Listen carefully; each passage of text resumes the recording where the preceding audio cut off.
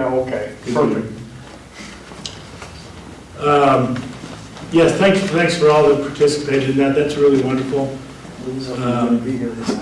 Our Project Limited, I think it's its fourth year that we're into that. And I really appreciate Bonnie coming tonight to tell us a little bit about this charity right here in Spanish Fork. You know, there's very few times, sometimes.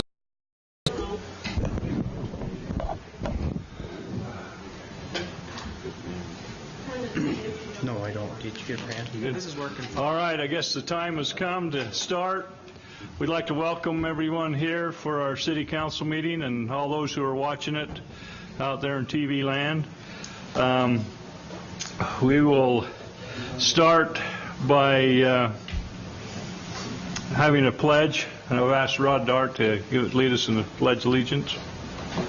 Change chairs on that. Please repeat the pledge. I pledge allegiance to the flag of the United States of America and to the republic for which it stands, one nation under God, indivisible, with liberty and justice for all.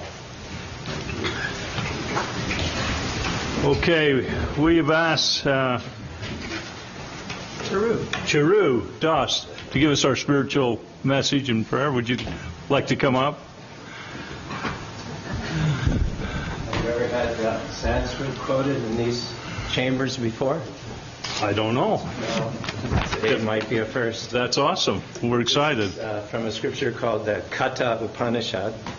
Sahana Bhavatu, Sahana Bhanuktu, Saha Viryam, Karvavahai, Tejasvinava Vitam Mashtun, Vambirashvahai, Om Shanti, Shanti, Shanti.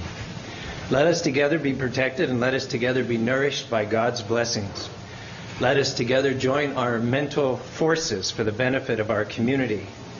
Let our efforts be luminous and filled with joy and endowed with the force of purpose. Let us never be poisoned with the seeds of hatred for anyone. Let there be peace and serenity in our community. Lord, your light is brighter than the sun, your purity whiter than mountain snow. You are present wherever we go. Your names are many. Elohim, the Creator. Krishna, the all-attractive. Yahweh, the self-existent. Vishnu, the preserver. Emmanuel, the self-sufficient. Shanti, peace personified. All people of wisdom praise you. So we too put faith in you, knowing that everything you teach is true. You are omnipresent, omnipotent, and omniscient. You are in everything and nothing is beyond you. You are a mother and father, and we are all your children. Whatever you do is for our good. You are the ocean of mercy, and you forgive our errors. You are our teacher, and you guide us unto righteousness. You are the imperishable, the supreme object of knowledge. You are the ultimate resting place of this universe. You are the immortal guardian of the eternal right. You are the everlasting spirit. Today in these council chambers are assembled the elected representatives of the city of Spanish Fork. I presume they're ready to perform their duties. So Lord, please guide them in their actions so that they can achieve the greatest good for all. In your mercy, reveal to them all they need to know in order to find peace and joy. Tell them the truths that are necessary for the world in which we live. Show them how they can meditate upon you, learning from you the wisdom that we need. Let none ever tire of hearing you, because your words bring light. Guide them, Lord, to this end. And one more verse, and I'll translate it. Sarva bhavantu shukana sarva shantu naravaya sarva bhadrani pasyanti ma kastid dukhabhavavet. May all beings be happy. May all beings be peaceful. May all beings be prosperous. May none in the world suffer. In thy name we pray. Thank you. Thank you. Thank you very much. Appreciate that. Okay, we'll move into public comments. Anyone would like to get up and talk to us, like Carrie? All who didn't know that, right? That's right. Hi, Mayor, City Councilman. I'm Carrie Hanks, and I'm the director of the Spanish Fork Salem Area Chamber of Commerce. And I've come tonight to invite everybody out to the Winter Lights Parade. So you're going to turn the lights on Thursday, right, up at the park for the Festival of Lights. And Friday, we're going to bring lights downtown on Main Street. And our parade will be at 7 o'clock on Friday night. So that's the day after Thanksgiving, Black Friday. After everybody's gone out and wore themselves out shopping, they can come down and sit on Main Street and watch the lighted floats that the businesses and organizations here in Spanish Fork have put together. It's going to be a lot of fun. So it starts at 7. It'll run from 900 North down here to First South. It'll go around the city park and end on Center Street. So we look forward. We have about 40 some odd floats that have signed up to be here and be with us, and it's going to be fun. Santa Claus will be here, and it'll be a great time. So we want to invite everybody in Spanish Fork to come out. Bring your relatives, bring, all the kids. It'll be a good time. And you can see all of these guys there as well, because they're going to ride on their float. So it'll be fun.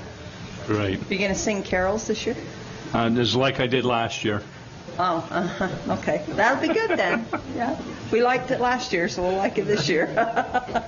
Great. Okay. And any questions or anything you want? Sounds good. All right. Thanks, Gary. Appreciate you putting that together.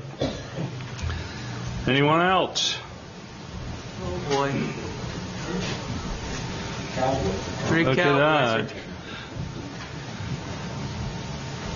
Uh, Council and Mayor Leifson, on behalf of the Diamond Fork Riding Club, we would like to welcome Mayor Leifson to the rodeo committee for the Fiesta Days, and we are excited to work with you, and we are just grateful for the opportunity we have to be a part of that great rodeo and the organization. But today we'd like to present Mayor Leifson, that he is authentic and Wow.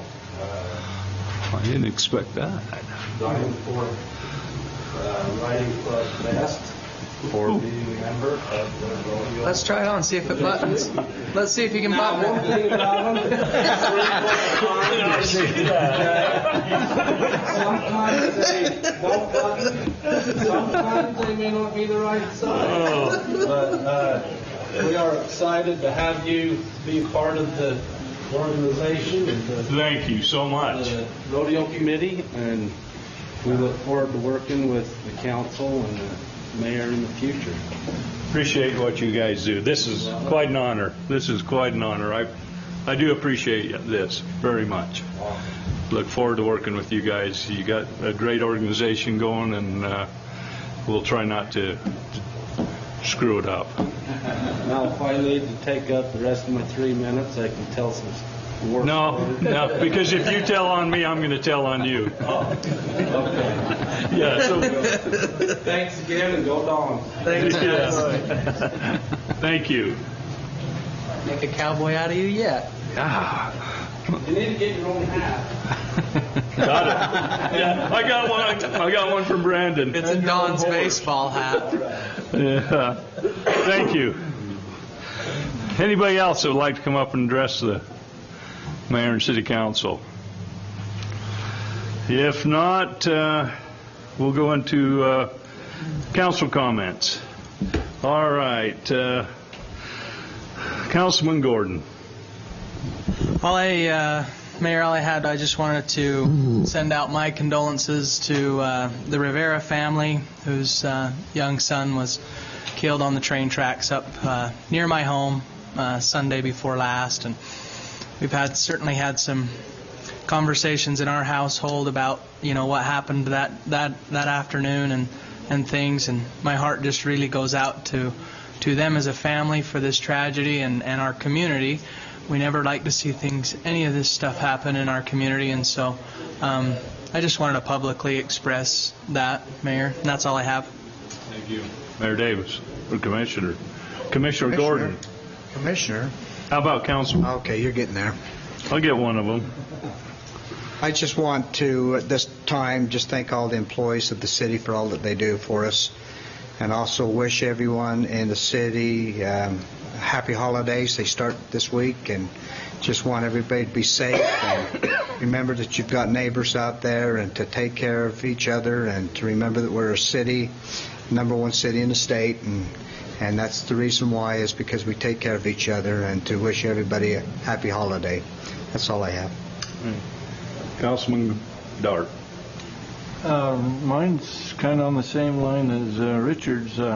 Last couple of days I've had a couple of citizens call me or email me and with some concerns they've got dealing with the city, and I came down here and talked to the appropriate people, and they got on that right now, and I just would like to thank them for their diligence and the job they do to try to keep everybody happy. I know sometimes that's a big job, but again, thanks to the city employees. That's all I have. Councilman Scobes. Mayor, a couple of things just to bring up on the airport board. We met the first week of the month. Two things just to make notice to the public. First, there was a motion and it passed. The airport board meetings will continue to be on at 4 p.m. the first Thursday of each month at the Springville City Center, with the exception of the January meeting, which will be January 8th, and those are open to the public. Anyone can go to those. And then also what was passed is the tie-down fee schedule that will go effective December 1st. The daily tie-down rate will be $3 a day, and then it goes out and lists out the monthly at $50, yearly $360, and then just talks about some of the things that are required. Aircraft must be registered with the airport manager, fees must be paid in advance, and the aircraft must appear to be in airworthy condition. And that applies to aircraft that are 4,000 pounds empty weight. So just some things for the public. The airport is working on that management, making sure that they do all they can to keep the area clean and up to current standards, FAA standards. That's all. Great. How about Councilman Mendenhall? Just one thing. Met with the Rotary Club today down at Macy's Little Theater and talked with them a little bit. Presented some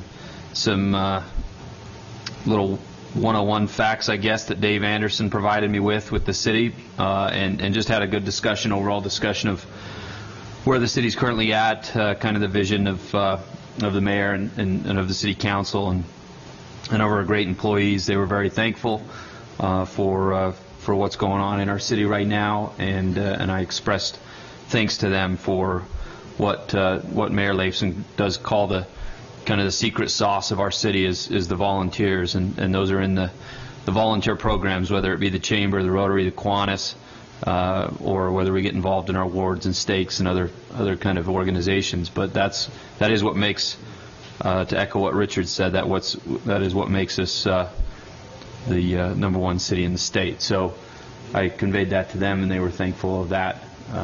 So that's all I have to report. Great. Thank you. All right. As you can see, I've got a little flag up here of Iceland, and so I'm going to tell you what I've done in the last week. I had the opportunity to go to Iceland, and we did a friendship city between the city of Westman Island. Now, the reason that's important is we have a lot of descendants here in Spanish Fork from Iceland, and between 1855 and 1912 we had over 400 people leave the island of Westman Island and immigrate to Utah and settled here in Spanish Fork. And so we've had a great relationship with Iceland over the years, and so this was just kind of formalizing our agreement.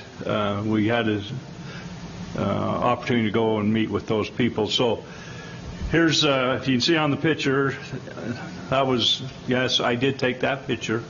The country is beautiful there, and I would spend a week over there. The next slide there, the first morning I got there,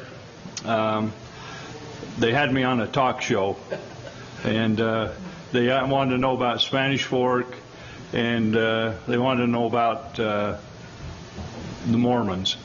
And so this was pretty interesting. 8 o'clock in the morning, we were on a morning talk show. The gentleman on your right, that's Fred Woods.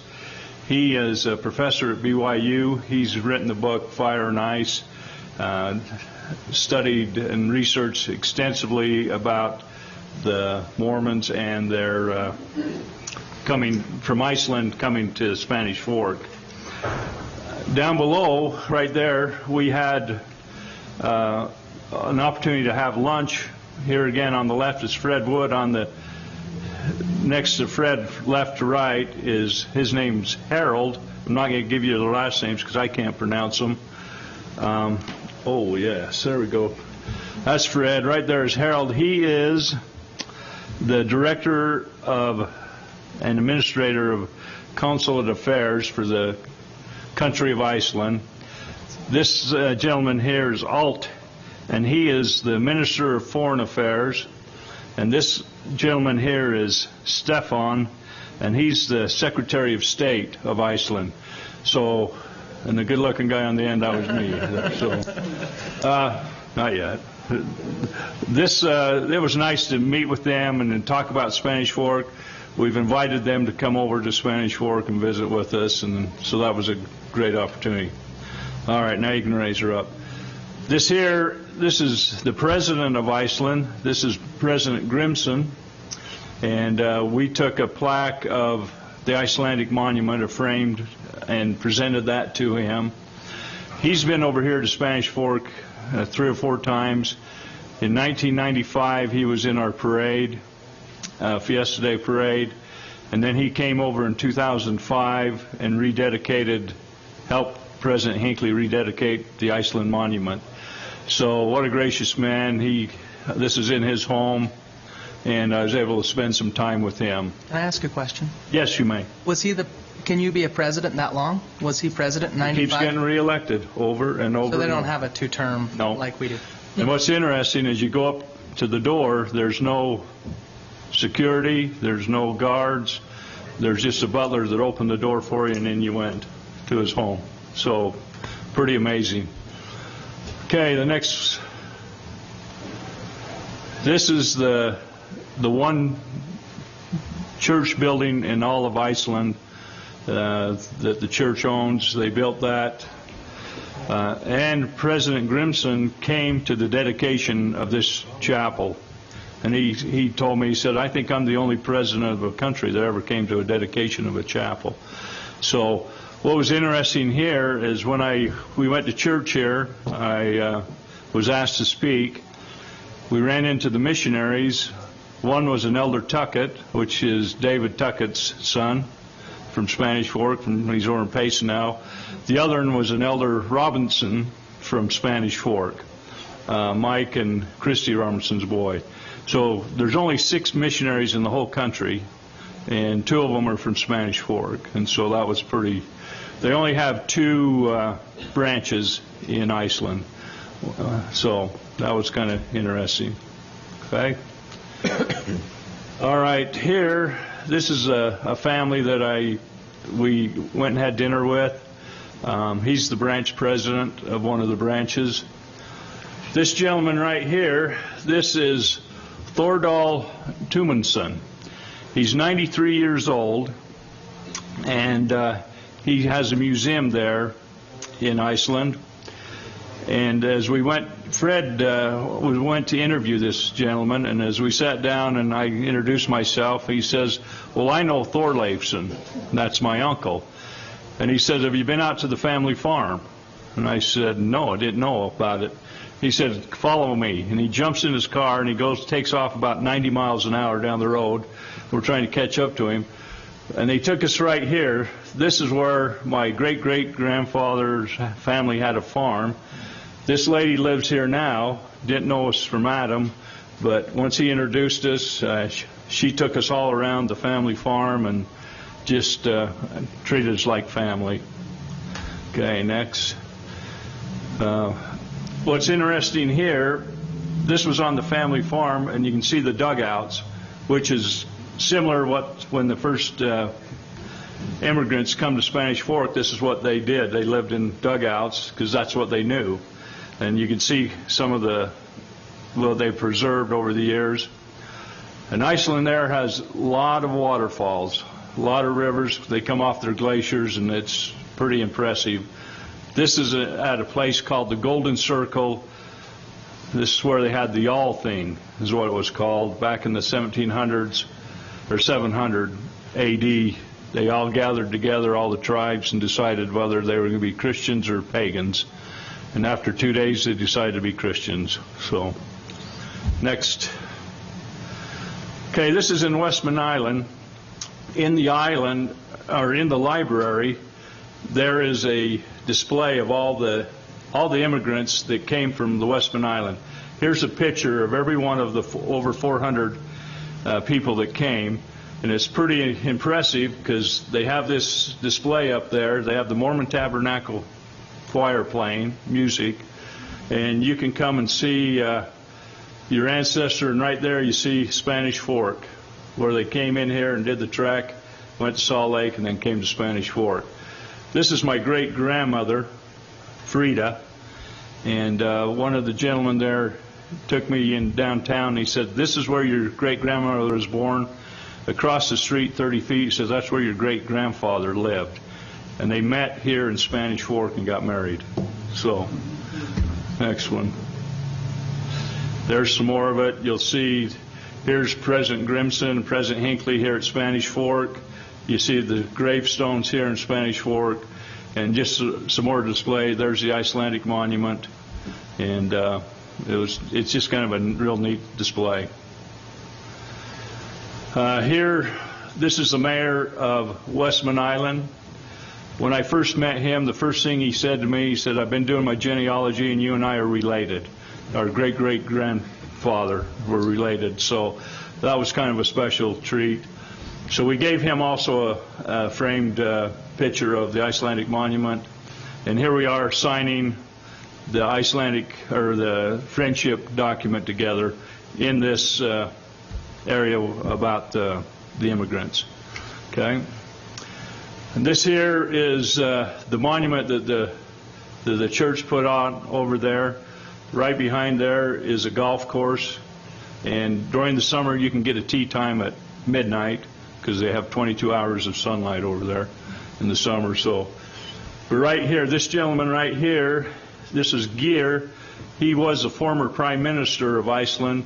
He is now the ambassador from Iceland to the United States. He'll take over in January. Fred Woods, this is their city manager. There's the mayor. And this is Carrie, and he's been over here to Spanish Fork many times. In fact, I met him for the first time in Wayne Anderson's house. He'd come over with Fred Woods. And so he knows more about us than we know about ourselves. He knows all our ancestors and everything. He's the one that took me down and told me about my ancestors. Now, down here below, you'll see this rope, and when the mayor was taking me all through the city, he gets right in here and he climbs up this cliff and he swings on this rope. This is how, in the ancient times, they would swing on these ropes and get eggs from the nests of the birds.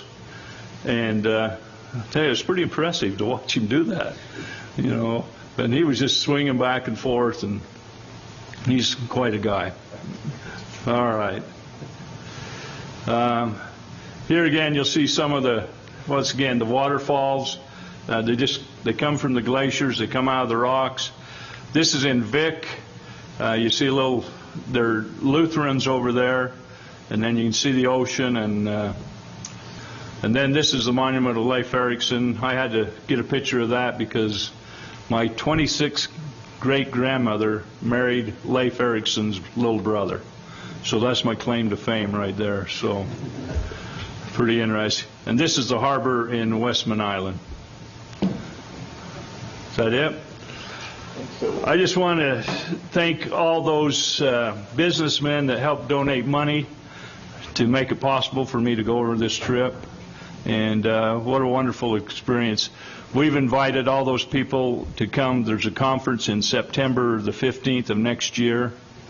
And we've invited them to come over, and on that Saturday, we're going to have them all come over to Spanish Fork and do a little welcoming for that. So once again, what a great experience. The mayor, he gave me this book on Westman Island. There's pictures in there, and just a gracious host, and hopefully we can have a strong relationship. If you go to Iceland, definitely go to the Westman Islands. It's a beautiful place, and all of Iceland is. So thank you. That's all I've got for my Spanish Fork 101. All right, moving along to consent items. Thank you, Mayor. I'll go through these quickly. The first item beyond the minutes is the GPS contract. We're going to fit a GS tracker on the sweeper so that we can track where it's been, and that will help us meet our obligations under the new stormwater requirements that have been imposed upon us. The Aqua Engineering Professional Services Agreement just updates their agreement to the new model that we have. They'll be doing a little bit of sewer work on some nutrients. SKM is a professional service agreement. At the last meeting, they were awarded the low bid and the contract for the design build on the SCADA system. So we thought they ought to have a professional services agreement to go along with that. The snowplow indemnification with Canyon Glen, that's an HOA. They've approached the city some time ago, asked us to take over a couple of private streets. Our ordinance permits that. The engineer goes out and finds it meets our standards. It does do that. They've taken well care of it. As they talked about snow plowing, we indicated you're really low on our priority list. They want to do their own snow plowing. So we said that's fine, but you've got to indemnify us if you hit a car or cause some damage. So that's what this is. The Fiesta Days Carnival contract, we're going to switch providers. We're going to go with Brown's Amusement. They've given us a bid of 25% of the ticket sales, or $15,000, whichever is greater. They're a lot less willing to work with us on some of the things that they provide and the non-compete things. They've been really good that way. So we're going to try that. It's a one-year contract with 2 one-year options that belong to the city. We're also changing our producer for the rodeo. We put this out for bid. We had 8 bids, which was very good. We're trying something new this year. Since we have a Silver Tour rodeo, we wanted to see if we could upgrade the stock a little bit. The bulls have been great. The horses have been, one word I heard was mediocre. They're probably a little better than that. But we wanted to try and do better. And so we put a bonus incentive into the contract. And we got a really good base price of $60,000. They have the opportunity, based on the scores for the saddle bronc and the bear bronc riding, to earn up to $22,000 in bonuses. So we're pretty excited to try that, see what happens. This is a one-year contract with 4 options which belong to the city. Gee, I thought that one Dave rode last year was a pretty good one. They had it in the wrong event. The Utah City Data User Agreement is an agreement we need to enter into in order to access some data to help us with our ranges for our employees, get our job descriptions as they should be, and do some comparisons that way. So stuff that we've been doing before, we're switching from a company in the state of Washington to a local company. We're saving a substantial amount by doing that. So that would cover the consent items. Great. Could I have Steve come up here a minute? Steve Money, will you come up here a minute? I want you to comment on why it's important to have good horses in the rodeo. Well, when you get the best cowboys, to perform, just like Casey Field told me, they always have to draw their livestock animals, okay? And some livestock firms just have a few at the top end. If you don't draw them animals, Casey Field told me, he says, I've never been able to show what I can really do at Spanish Fork. And so you try to even that out, so maybe they're not all the top right there, but they're even through there, that they'll score a 20-point and stay even, rather than having a few at the top, because then it just comes a drawing contest, and whoever gets the tops win. This firm here is probably the best firm in the whole PRCA right now going, that's all around in that. But the better horses and the better show makes the better performance and the best rides for it. And the better cowboys won't turn them out and not even show up. Exactly, 100%. Salt Lake had a little trouble because they have a producer with some real good top ends, and if you don't draw them, they know that they can't even win the rodeo. So exactly what you said, Rod, they will not turn out, even though the prize money might be greater another place, but they can't win. Here, if they have an equal top opportunity to win, they will not turn out. It's a very good, we did a lot of research on them and everything, and I think they're just outstanding. I'm real tickled about it.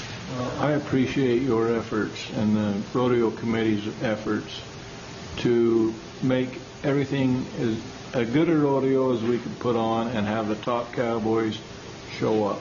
Yep, you're absolutely correct on that, 100%.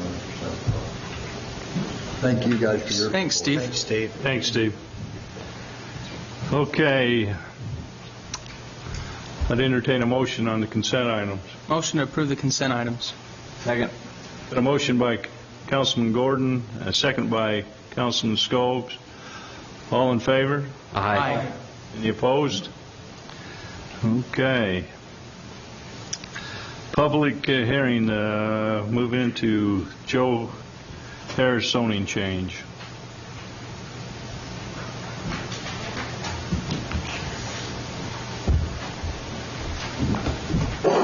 Thank you, Mr. Mayor. The proposal is pretty simple. I'll try to keep it brief. Feel free to ask any questions that you have. The applicant would like to subdivide the property that's outlined on this map from a larger parcel that includes this acreage right here.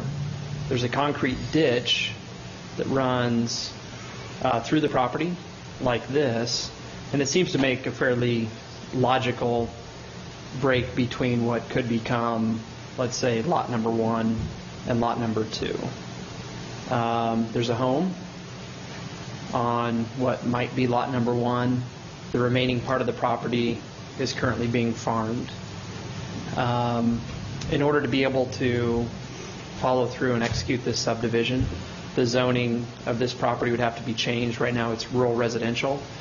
That is a minimum 5-acre lot size. The way the applicant would like to subdivide the property, this parcel here would be over an acre, approximately 1.4 acres. So the proposal tonight is to change the zoning from rural residential on all of this property so that this would remain rural residential and this would be R140, which basically is our 1-acre zone. Staff's reviewed the proposal, the Planning Commission's reviewed the proposal, and we both have recommended that it be approved. Okay. We need to go to a public hearing on this one. Motion to go in public hearing. Second. Got a motion by Councilman Davis, a second by Councilman Mendenhall to go in public hearing. All in favor? Aye.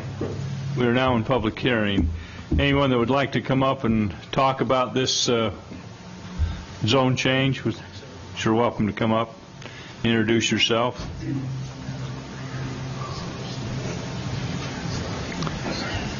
I'm Clint Harris. I'm Joe Harris' son who owns the property. So the idea is to separate that out and make it a separate piece so that that could be a separate deed that would be purchased by a family member, keep that home and everything within the family, and then keep the farm ground separate. So it's really just that effort. There's nothing more than that involved in it. Right. Thank you. Thanks, Clint. Thank you. Anyone else like to come up and talk about this? Seeing none, I would entertain a motion to go out of public hearing. So moved. Second. Got a motion by Councilman Scobes, a second by Councilman Gordon. All in favor, say aye. Aye. Any discussion? Comments? I don't see any impact. Any reason why not? Not, I'd entertain a motion. Motion to approve the Joe Harris zone change from an RR to an R140. Got a motion by Councilman Davis. Second. Second by Councilman Mendenhall. All in favor, say aye. Aye. Any opposed? Passes. Okay. Stillman annexation. Again, thank you. The subject property for this project is outlined in red on the image that we have there. There are approximately 100 acres involved in the proposed annexation, which is located immediately east of the Maple Mountain High School, going up to 400 North right here and all the way over to what eventually will be the boundary between Spanish Fork City and Mapleton here at the railroad tracks. This property is currently within the city's growth boundary, which is a tool that we have to help guide growth into areas where we believe it's appropriate, where we have infrastructure and other facilities ready to support growth. Several years ago, some of you will recall that we had some meetings, staff and the city council, to talk about different areas that currently were not in the city, where we felt like it was appropriate to encourage growth to occur.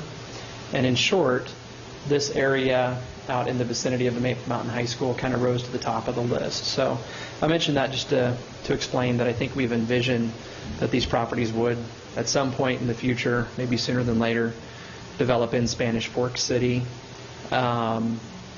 We've been talking with this particular applicant for a number of months now about this annexation.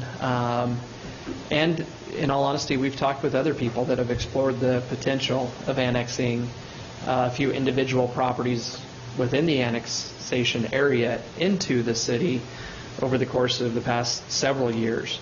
And until this time, we haven't worked with a group that's felt like they could meet the different expectations that we have relative to providing sewer service actually to the properties for development.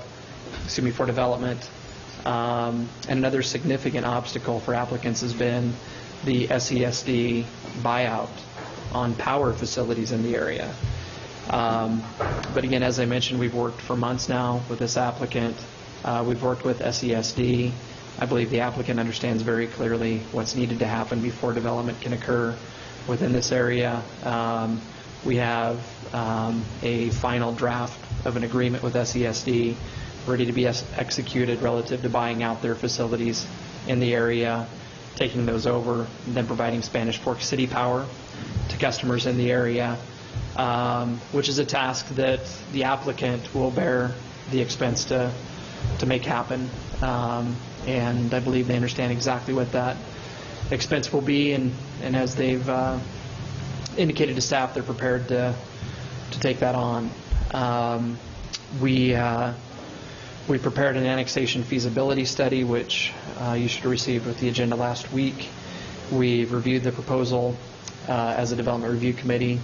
We've recommended that the annexation be approved with rural residential zoning at the time of annexation.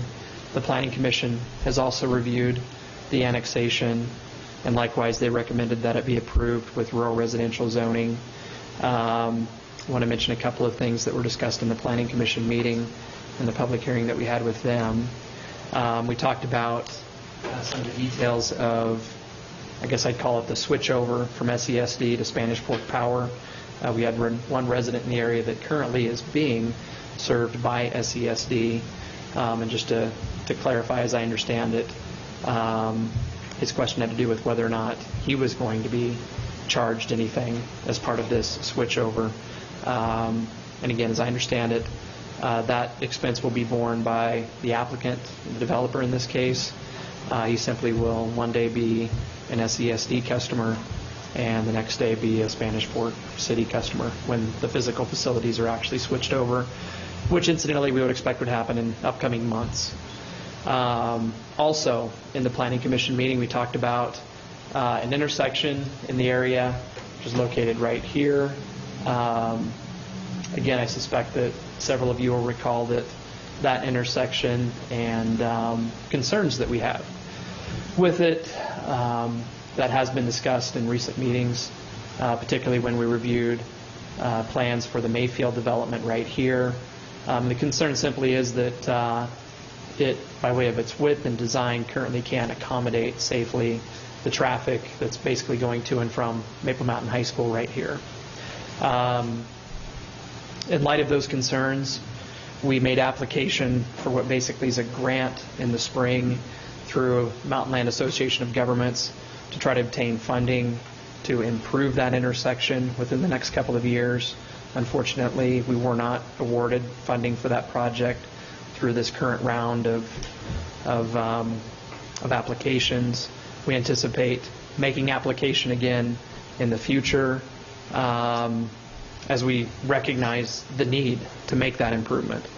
There's no guarantee that we'll be awarded funds, but personally I feel very, very comfortable that if it runs that course, we make application, I think certainly we would be awarded the funding that we need to make improvements there with this next go-round. And I understand that our engineering staff is working on a redesign of the intersection that likely would make it considerably cheaper, which is, I guess, adding to my confidence that we likely could get MAG funding, so to speak, to improve that. Now, with that said, that will not happen overnight.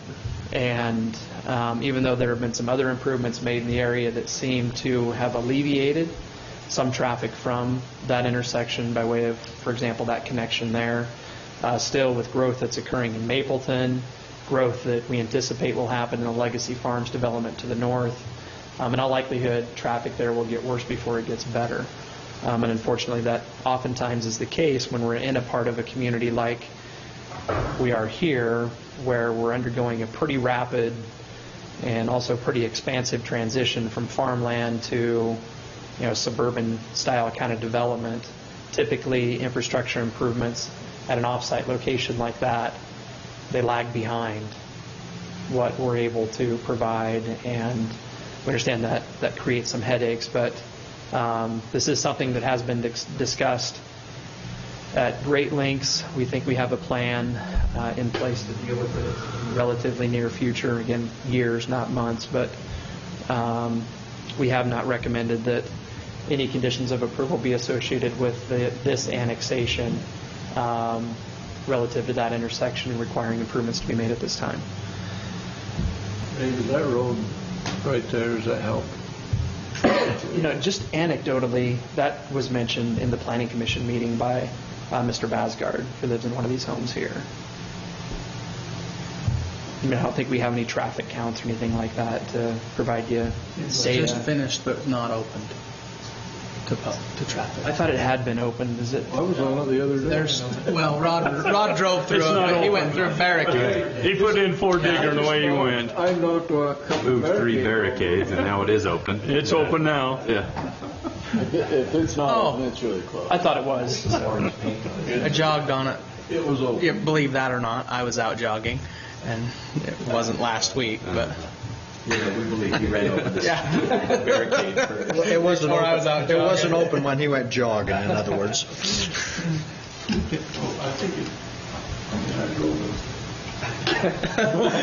Good. Dave, how many property Did you catch owners that, Brandon? are represented in? We're working with 2 different groups that both have distinct development plans for the annexation area. In fact, in all likelihood, if you were to approve the annexation tonight, you'll see a preliminary plat proposal for each of those 2 developments, maybe even in December. Now, aside from those 2 groups that control, I'll be off by a property or 2 here, maybe 6 out of the 9 properties in the annexation. Rocky Mountain Power owns a parcel here.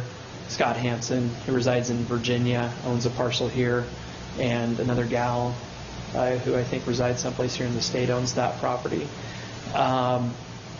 These property owners have not been active participants in the annexation, but they haven't protested it either. We haven't received any, or rather we did not receive any protests during the protest period relative to this annexation. I guess that's everything I have. But happy to answer any questions that you have. The only question I have is just with regard to public facilities. I know the master plan of the city, we have, eventually as the city grows, sort of outreach fire stations. If we're looking at preliminary plats, again, crystal ball type stuff, December for this area, how does that affect our timetable for those outreach facilities? Or does it? We really did not discuss the need to perhaps construct any kind of additional public safety facility to accommodate development within this area. And maybe I just take for granted that that's not something that we feel is necessary at this time. I'm sure there'd be an IRMA study or something that would. I know there are benchmarks with IRMA that help us look at the numbers, distance. Yeah, there are a couple of other things that I know that we've looked at in the past. For example, the ISO rating, just the insurance companies and how they determine basically what some of the criteria are to go into insurance rates. You might be able to... Classes and things like that. And I understand that proximity to fire hydrants and fire stations and some different things like that factor into their studies. We do own some acreage that's just off of this map to the south that was purchased at least with the idea that potentially we could construct a fire station there. I've got to be honest with you, I have not been terribly involved in discussions about whether we still think that's going to be necessary in the future, when it might happen. No, and that's fine. I don't mean to throw a nasty curveball at you like that. And I don't mean to suggest for the citizens watching, I don't mean to suggest that the coverage that our emergency responders, that in any way are they slow on their response and things. They do a marvelous job. Just looking at the future, that was a thought that I had. If that builds as quickly as it might possibly, that would be something, I guess, sort of a note on the side that we need to look at. Is it viable? Is it not? And do we need to worry about it quite yet? Well, clearly that's, with annexations, we're taking on the obligation to provide those services. Now, certainly in this area, we've seen tremendous growth, and even just with what's already been approved but not yet built upon, so to speak. We have the Mayfield development. It's relatively small in close proximity. These properties, Legacy Farms to the north, which still has several hundred units. So I completely agree that now would be an appropriate time maybe to reevaluate the timing of some of those needs. I assume that you've taken a look at water situation, sewer situation, wherever will be able to handle it. Yes, we have. All right. Since this is a public hearing, maybe we ought to go into public hearing, and then if we have other questions after the public, we could talk about it. So I'd entertain a motion to go into public hearing. So moved. Second. Got a motion by Councilman Mendenhall, a second by Councilman Scope. All in favor, say aye. Aye. Any opposed? All right, we are now in public hearing. Anybody from the public that would like to address us on this Stillman annexation, you're sure welcome to come up and talk to us. Do we have a microphone? I can just give it a mic up there. It's... Oh, okay. Okay. All right. Thank you. If seeing none, I'll entertain a motion to go out of public hearing. So moved. Got a motion by Councilman Davis, a second by Councilman Dart. All in favor, say aye. Aye. Okay. Any more discussion on this proposal? Just a quick question, Junior, with some of the parties that possibly live out of state or, I know Dave Vanderson mentioned that they have not been vocal in this process. What is been done to contact them, or are they aware of it? And, We're required by law to notify properties within an annexation that are petitioning to notify them of the proceeding and the process. So they've received that notice. The law does allow them to be brought in, and they would be forced in because of the property to the east, because we cannot leave the peninsula nor an island to comply with the law. So they have to come in if the property to the east is going to come in. So they have not filed a protest, but they're not an active petitioner either. Okay. So assuming that you want to proceed and approve the annexation ordinance, we'd ask that you do two things. First of all, as Dave mentioned, you propose a zoning review RR, so you need to zone it. And then secondly, I'd ask that you put a condition in that it's subject to the SCSD payout.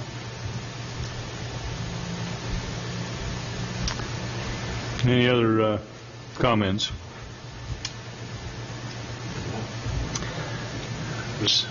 Seeing none, I'd entertain a motion. I'll make a motion that we adopt ordinance number A1402, an ordinance annexing property known as the Stillman annexation, and zone it rural, residential, and subject to the SCSD payout. Second. Okay, we got a motion by Councilman Gordon, a second by Councilman Mendenhall. Since this is an ordinance, we'll do a roll call on that. Councilman Gordon. Aye. Councilman Davis. Aye. Councilman Dart. Aye. Councilman Scopes. Aye. Councilman Mendenhall. Aye. It is all in favor, so that passes. Oh, that's right. Oh, yeah, I did. We did too. I pulled. Yeah, I pulled it out. Hey, I see. Yeah. Don't be come hitting on. me. I asked if we did. This isn't our first I rodeo. did ask. See him hit me. Did you just see me hit Richard? Thanks for keeping us on toes, though. All right, rock crusher amendment. Crusher? Sorry, Is this Crusher Did that Kowalski? hurt? Did that crush you? Rock crusher?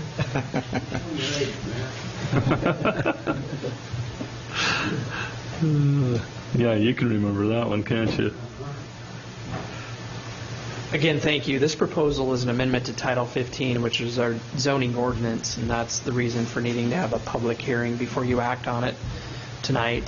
The proposal itself, I think, is fairly straightforward. The concept simply is that where we have a property in Spanish Fork and that we're aware of, we really just have one, but we think this tool might be useful in a couple of other cases as well. But the property that we're talking about in the past had been used as a construction landfill. As such, we know, I think, that there may be substantial quantities of concrete and other debris buried on this property. The next item on your agenda is a zone change and a preliminary plat review that deals with the development of this property, the Barney property on 9th South, just south of the Spanish Fork River. The concept is that, at least in our experience in the past with what we know some other cities have allowed and what other developers have done, there can be benefits in allowing concrete, rock, that type of debris that can be processed and reused as part of a development process. There are potential benefits in allowing that to be processed on-site for use on the property versus trucked off-site for disposal elsewhere. So the proposal is to amend the ordinance so that a rock crusher could be brought to the property for a temporary basis simply to process existing material that's on site for reuse as road base maybe or some other material in the redevelopment process of that property. That's what the language that we have is intended to permit.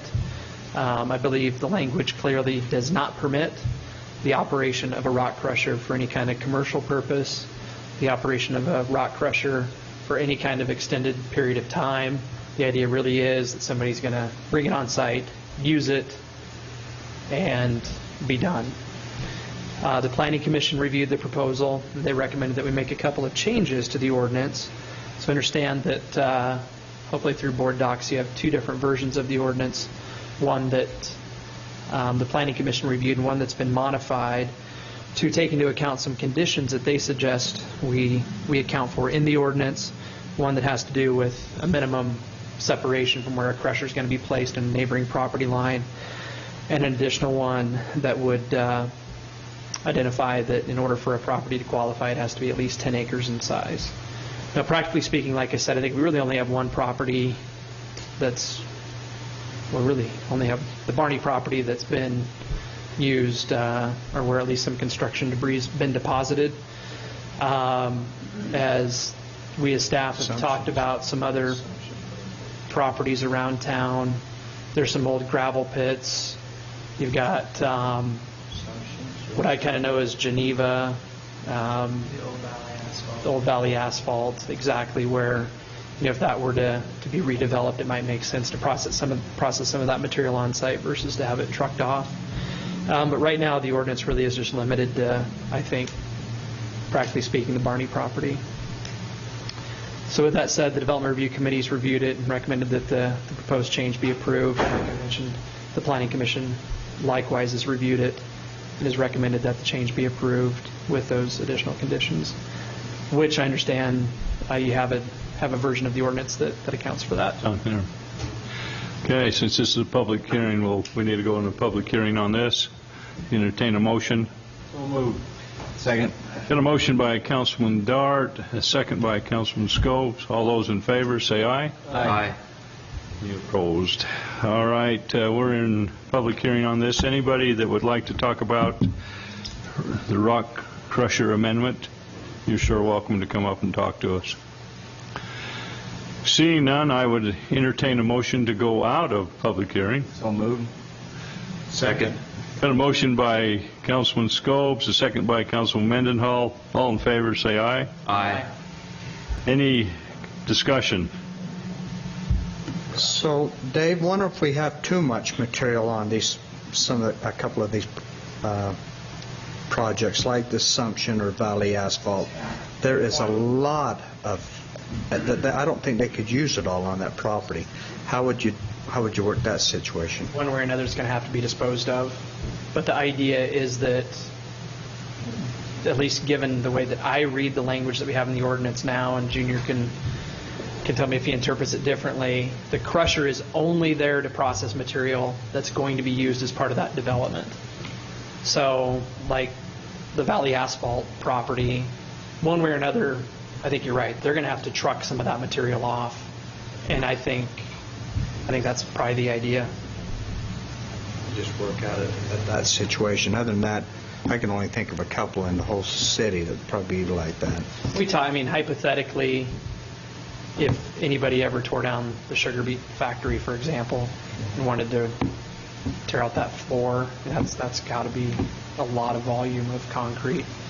Process that. We'd have to amend the ordinance to allow for that to happen, but that might be another good. Okay, so my other issue, it looked like we had like 8 to 5, but we never did really have on there how many days. To be fair with any neighbor or anything like that, wouldn't it be fair to sort of put a week or something onto it or something? Brandon brought up maybe once you rent one of those that you'd want to get rid of it as soon as you can, but with all due respect with some of the neighbors, I don't know if you could keep it there for more than a week or whatever. Richard raises a good point. That is one of the conditions that the Planning Commission covered, and so the revised ordinance with the Planning Commission recommendations would cover that by giving that discretion to the Community Development Director, who is Dave. And it limits both the number of days that it can run and also the hours. And so we can tighten it down, and you can spell out in the ordinance the limits, or you can give Dave the discretion. I kind of like the Planning Commission's idea with the discretion, because some areas will need a few more days in other areas, and I think we want to limit it as tight as we can. But that is answered in the revised ordinance based on the Planning Commission recommendation. Okay. Thanks, Junior.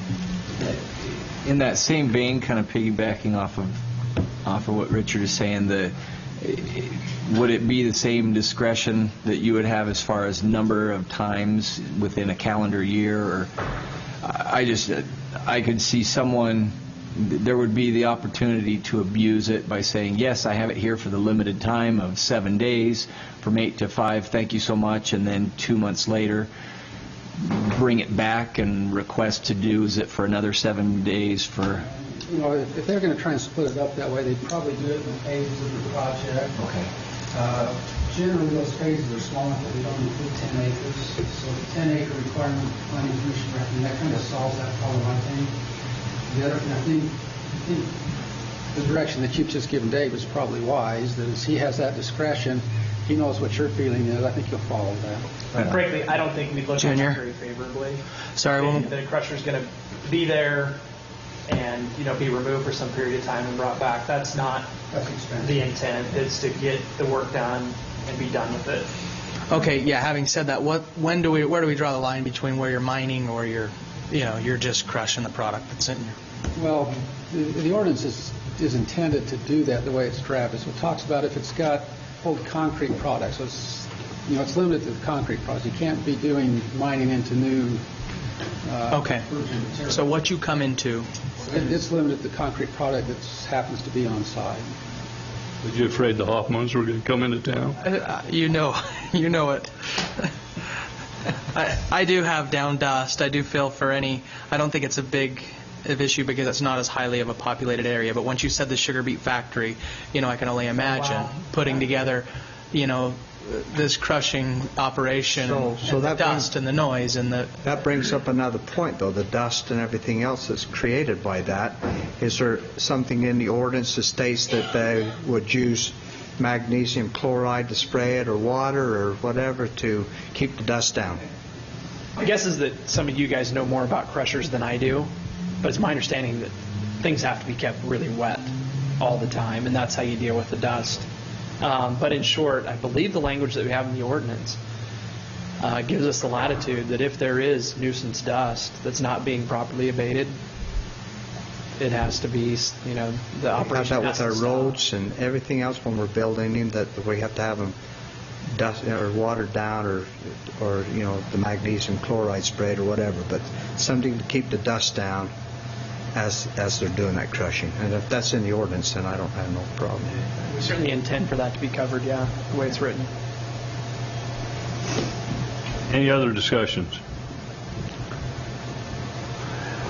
If not, I would entertain a motion.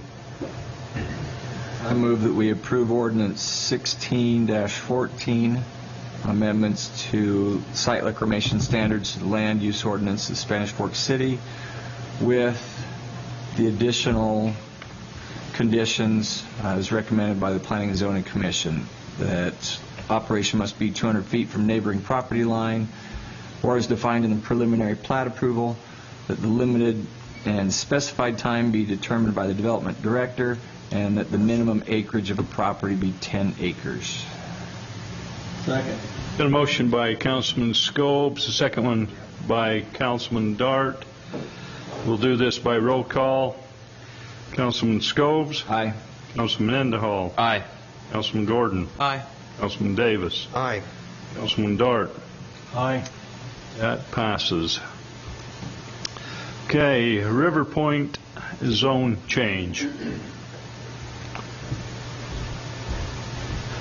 Zone change kind of goes hand in glove with the preliminary plat proposal that we have. The zone change is subject to a public hearing, but the plat's not. Still going to kind of talk about both of them together. The subject property, we were just talking about the idea of using a rock crusher because of material that's been deposited, we know, on this property over decades, I believe, in order to help facilitate the property's redevelopment. This is 9th South. The American Leadership Academy is just off the map. They're off the bottom right-hand corner. The River Cove development abuts the subject property to the east, and really everything to the west still is undeveloped. The northern boundary of the property really is the Spanish Fork River. I'll talk about some things relative to that in a minute. But in short, the proposed zone change would change the zoning to R112, which is consistent with the River Cove development. And in short, staff doesn't have any concerns with that zone change. It would allow basically for what you see here, a development that is quite consistent with what happened in the River Cove development.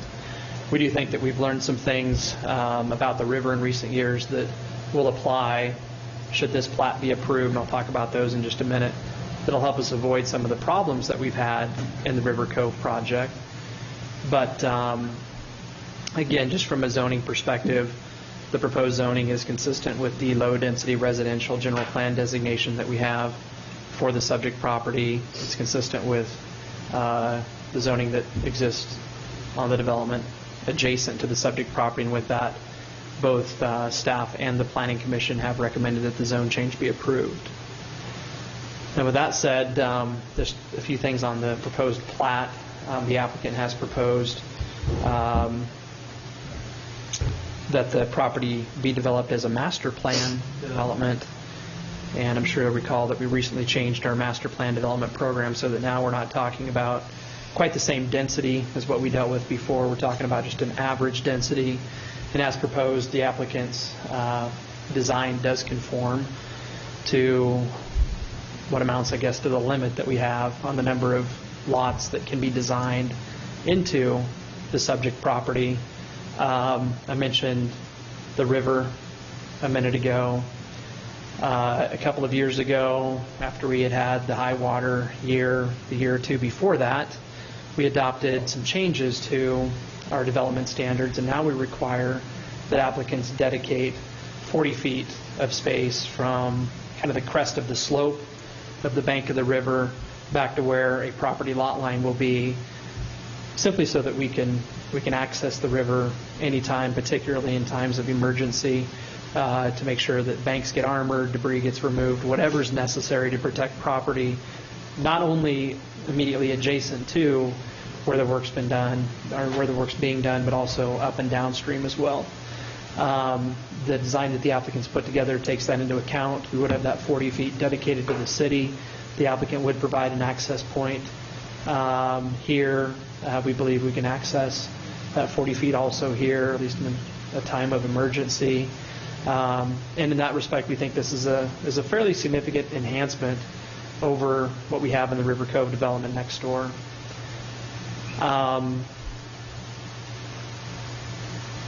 The lots, again, I mentioned that density is commensurate with what exists to the east. Actually, the average lot size here is going to be a little bit larger than what we have in the River Cove project. And I'll let the applicant speak to any thoughts that he has about homes that would be built as a master plan development. There are some architectural criteria that have to be met relative to exterior building materials, landscaping, and some things like that. But frankly, those requirements are pretty light. Again, as with the proposed zone change, the Planning Commission and staff both have recommended that the proposed preliminary plat be approved. That recommendation does come with a few conditions that are spelled out in the staff report, which in all candor, I think many of those have already been met, but still we'd think it's probably best if you attach those to the preliminary plat approval, if that's something you're inclined to do. Okay, thank you. Let's go into public hearing. To entertain a motion. Motion to go into public hearing. A motion by Councilman Gordon, a second by Councilman Davis. All in favor, say aye. Aye. We're now in public hearing. Anyone that'd like to come up and address the mayor and the council on this River Point zone change, you may do so. Seeing none, I'd entertain a motion to go out of public hearing. Second. A motion by Councilman Gordon, a second by Councilman Mendenhall. All in favor, say aye. Aye. Any other discussion? If not, I would entertain a motion.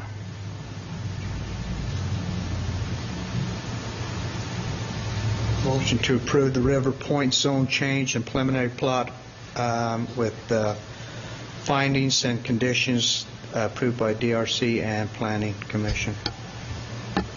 Second. Got a motion by Councilman Davis, a second by Councilman Dart.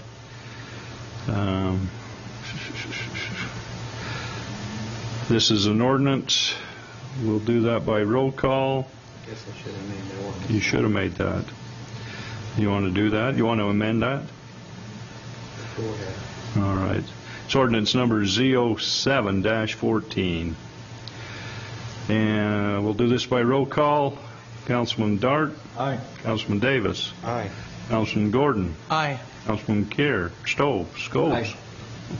Councilman Mendenhall. Aye. That passes. All right. We're now moving on to new business. River Point preliminary plat. I really don't have much to add, but I'm happy to answer any questions that you guys might have just from what I talked about. Did you see that, Chris? I just want to take some. Am I missing something with this line right here that doesn't look like it could be a lot? That's a little different. Yeah, the image that we have there's a little bit misleading. You can. Maybe this has it in. It's a little bit helpful. You might want to rotate it a little bit if we can, but. Oh, I was looking at the wrong map. Yeah, you were looking at. Oh. Gotcha. It shows up on the aerial, but just not very well. That cul-de-sac bulb will be constructed. Potentially, I mean, I'd love to see that just be a temporary thing, if or when a road actually can tie in from the west. I think there's some question given where the floodplain is currently delineated on the property to the west as to whether or not that'll ever happen. So that's why the applicant would construct that basically as a permanent cul-de-sac at this time. And this would be a buildable lot, as would that one. Looks better there. Yeah, it does, doesn't it? Any other discussion? If not, I'd entertain a motion. I move we approve the River Point preliminary plat. Second. And a motion by Councilman Dart, a second by Councilman Gordon. All in favor, say aye. Aye. That passes. Title V Amendment.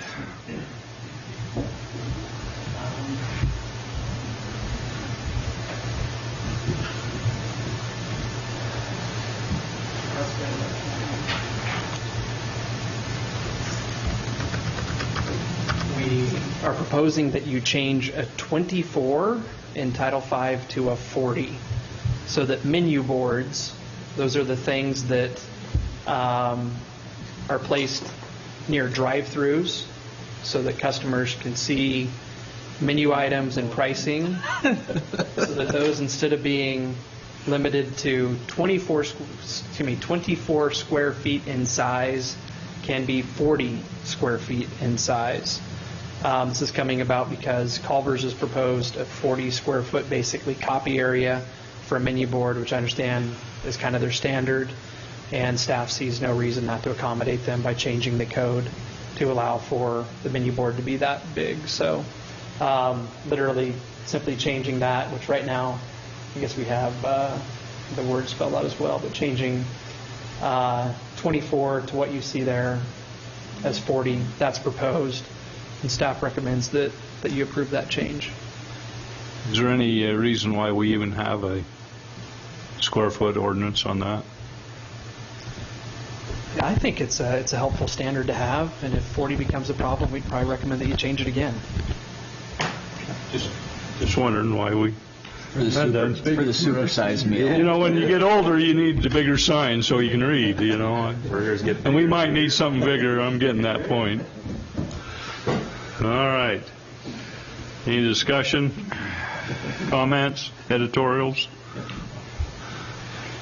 I make a motion to approve ordinance 17-14, amending the city's sign regulations concerning menu boards.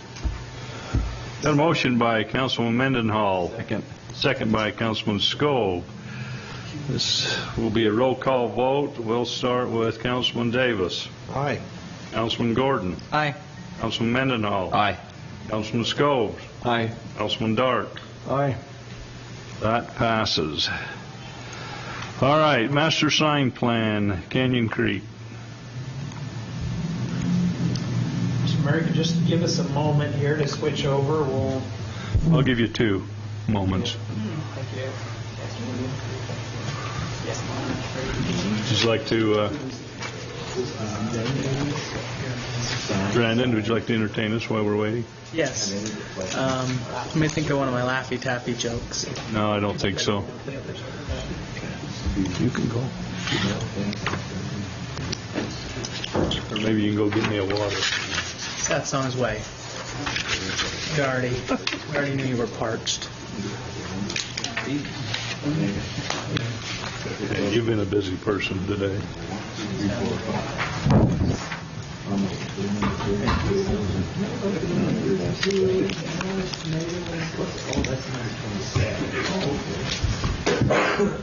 All right, our 2 moments are up.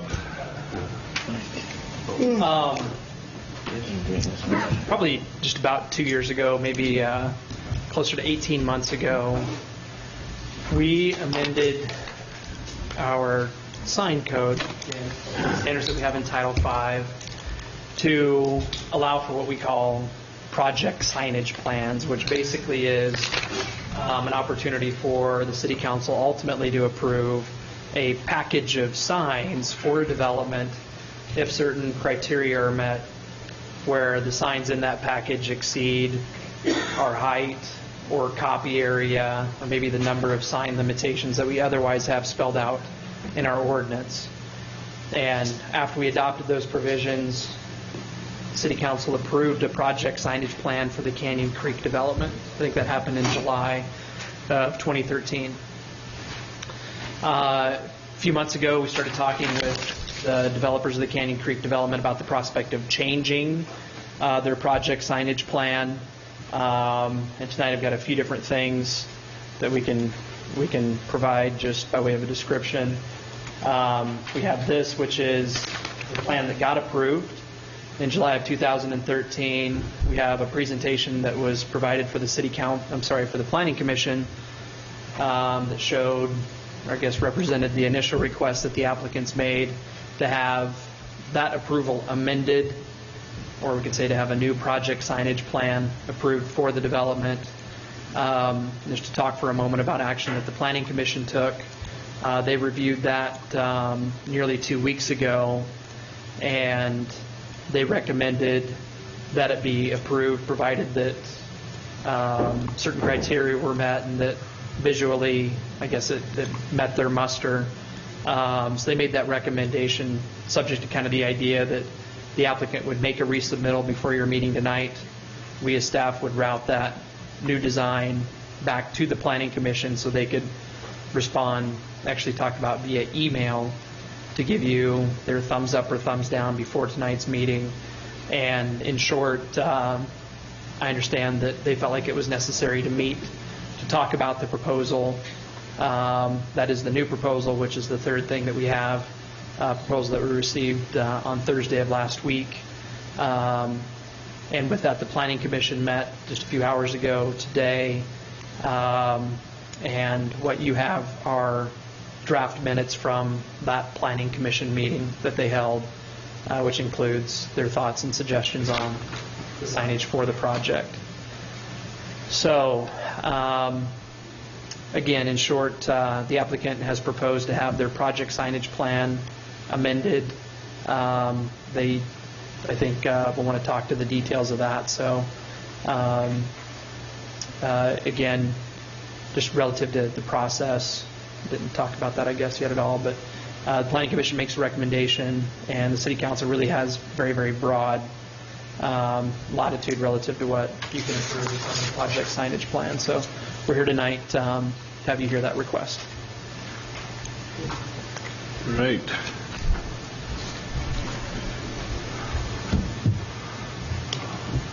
So, do you want to come up and tell us what you want to do there, Richard? That's what I'd like to hear. Or do you want to answer my first question? Oh, boy. Yeah. The one I always want to know. I don't have to ask it, do I? Ones that we're asked all the time. I'm bringing coupons next. Okay, that's what I wanted to hear. Moving ever closer to the goal of the appropriate dinner houses here. 9 years.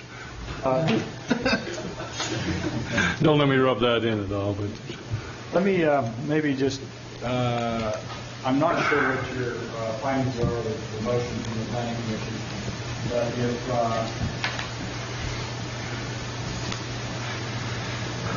There should be a folder on there, city council, the Spanish Fork, city.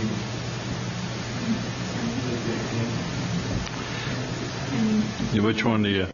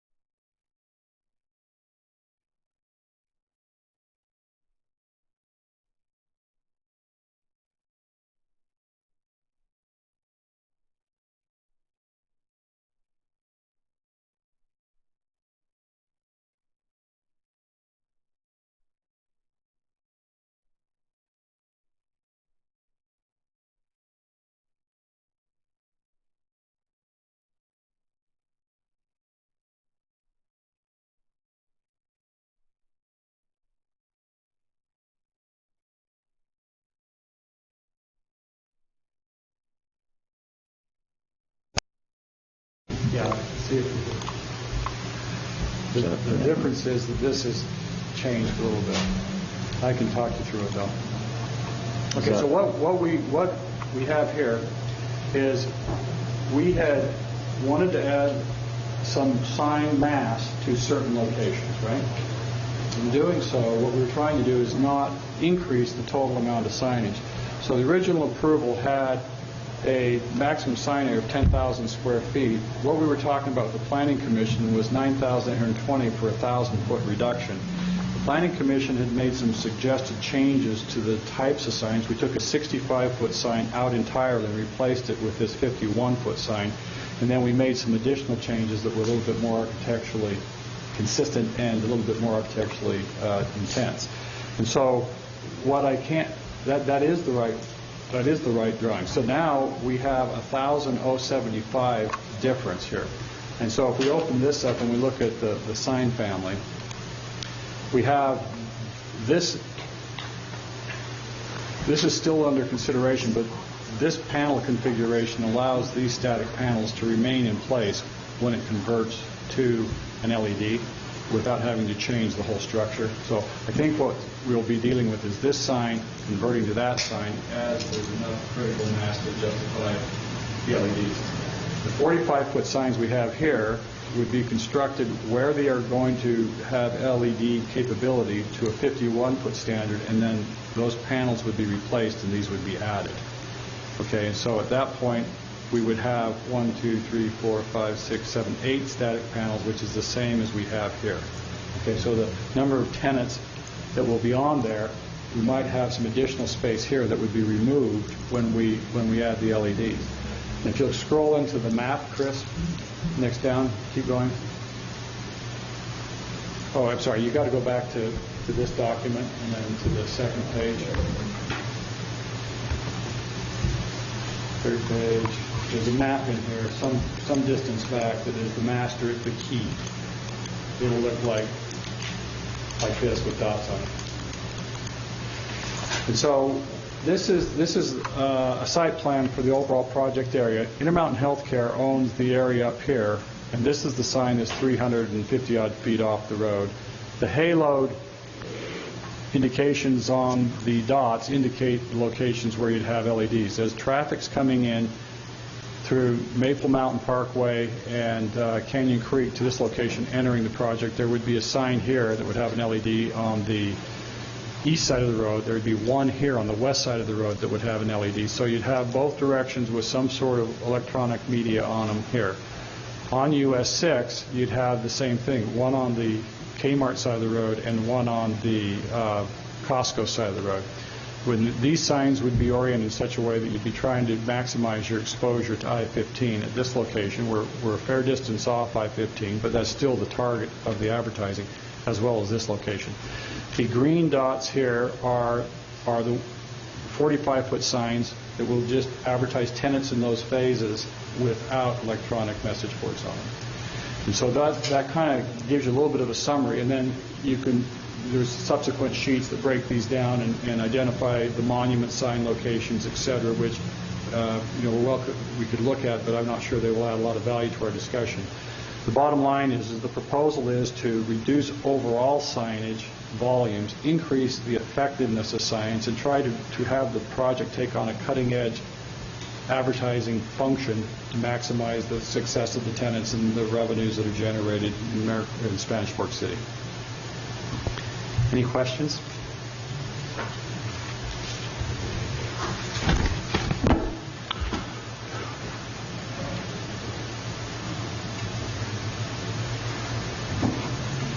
Not all at once.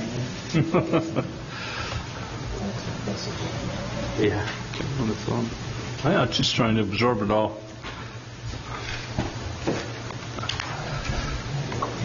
Our planning commission, they had I guess you're aware that they met just before our city council meeting. Did you get a copy of do we have a copy of, don't know if he needs that or not, but what they suggested.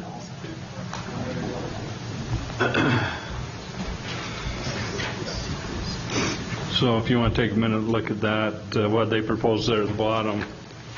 And maybe we use that as a starting point, what they suggested. Talk about on line 83. Yes. So go to that and read that, and that might be a good. Can you move that back to where the signs were located again?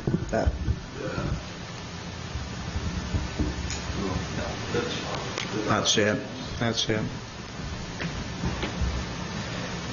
I wasn't in the commission's meeting, but just because they took the time to have a special meeting, I want to be clear about how, at least I understand their comments as being made.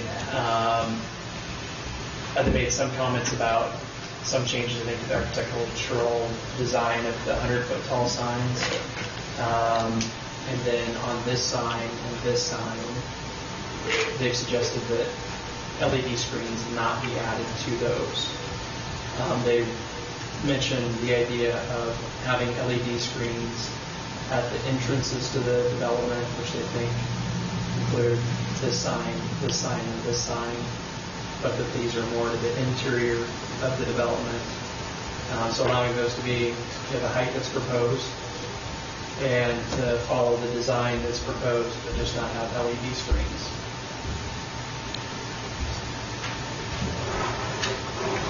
Richard, what about the distractions on those signs as people drive by? I hear there's a lot of problems with them as far as people driving and seeing them and being distracted. Especially over like in Orem. There's that one over in Orem that they really had a lot of problems with because of the University Wall. Mm-hmm.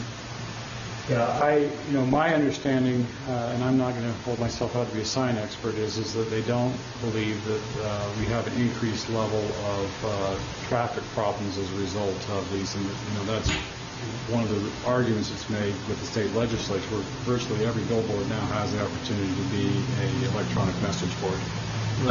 I can address that a little bit because I know Mike Young that owns Young Electric Sign.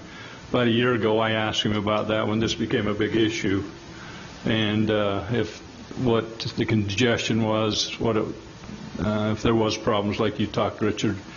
And he says they've done extensive surveys and studies on that. With their type of billboards or electronic signs, they stay, for like 30 seconds. So when you go by, it's not like it's continually flashing, like you see some businesses half off the road. But on the billboard ones, there's a certain time that they keep it the same, so it's just as you're driving down, you're looking at a billboard, and it might change once by the time you get through it. And he says all the studies that he's looked at, and he said, I've got the data if you want it. He said it's not an issue, as from a regular billboard. So, because I want to know for sure, because I'd heard the same thing, Richard, about that. Those are the reports that we've seen, is that there's no evidence that they cause increased risk for vehicle traffic. On these LED signs, would they be just for the businesses that are in this development, or would there be off-site advertising also? Your ordinance presently doesn't allow for off-site advertising, so But he has the backup data that he's submitted to all that stuff, because I asked him, I said, I know you're the sign company guy, so he says there's a lot of... So Richard, what's the argument that you'd make for your tenants if the city, the planning commission that met, said they didn't want this to be an LED sign and this to be an LED sign? What would your tenants in here and in here have to say about that? That is the issue. We'll have 1 million square feet of retail when we're completed here. Okay, this is a real significant project. The typical shopping center development might be somewhere in the neighborhood of 30 acres. We're 140 acres. And so even though this is going to all operate as one integrated kind of planned commercial unit, each of these modules really are, for all practical purposes, separate shopping center equivalents in most marketplaces. And so, our option would be to come into a city like Spanish Fork and say, we're going to do one 30-acre project, and we're going to come into another 30-acre project, and we're going to do another 30-acre project, and each project would have the opportunity to get its full entitled rights as it relates to signage or other things. And so we look at this and say, by dealing with this in a master project development format, we're getting some things that can benefit everybody in the project, but then when we get into the various phases, these tenants on the south side of US 6 are trying to make sure that people understand what the goods and services are that are being offered through this area as they're coming up to this intersection, and take advantage of the opportunities to be able to pull right off on this. The same thing applies to westbound traffic here.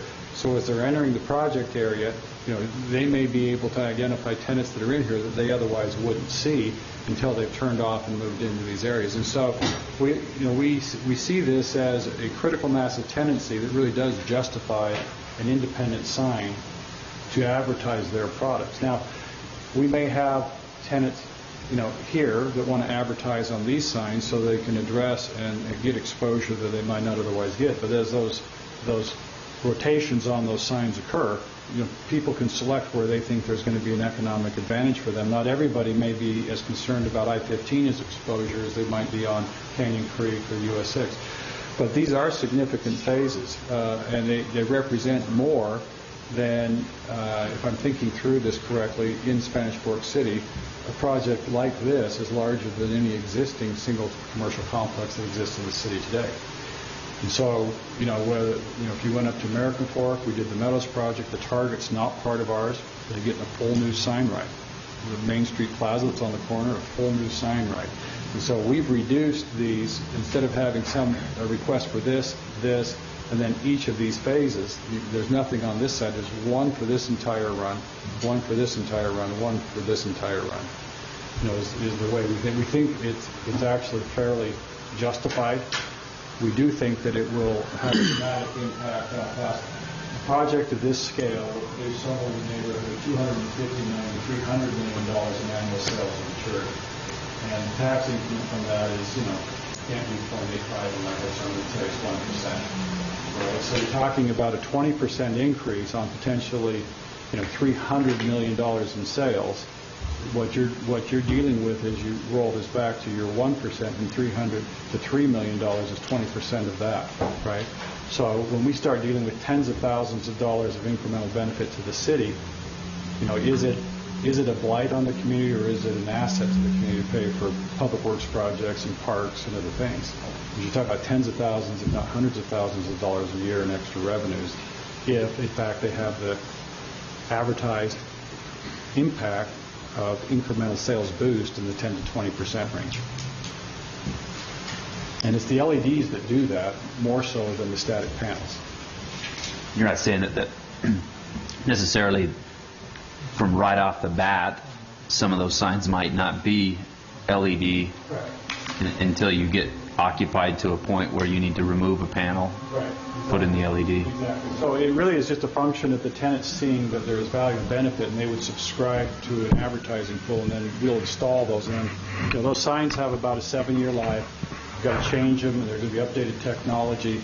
So you're spending hundreds of thousands of dollars to install them, amortize it off, and then reinstall over a 7-year period or 5-year period, and then continue to have those function into the future for these tenants. Would the large ones be LED from the beginning? Yes. So, no. Those two. I'm sorry, I misstated. These would probably be initially constructed because we just don't have the advertising pool in place yet. The phase that we expect to open in 2016, in the spring of 2016, would be this area here, number 5, number 7, and number 8, as well as the front along here in front of the Walmart, and then the Walmart opens in 2015. So there's going to be a substantial completion of the project between the spring of 2015 and the spring of 2016 in a 12-month period. At that point, these will be justified as well as some of these signs, and they'll come on incrementally with the demand. And so there's a possibility that as the tenants come to occupy space and they determine that this is more important than this, that we're just going to follow the demand in the marketplace. But we are concerned that tenants on the south side feel like they have the opportunity for exposure, and it's not a less effective location for commerce than someplace on the north side. And ultimately, we're running near 30,000 cars a day here. When Walmart opens, I think we'll top that number. But we would anticipate that this corridor will have an equal amount of traffic over time. The difference is that about 15,000 of those 30 are going down the canyon, right?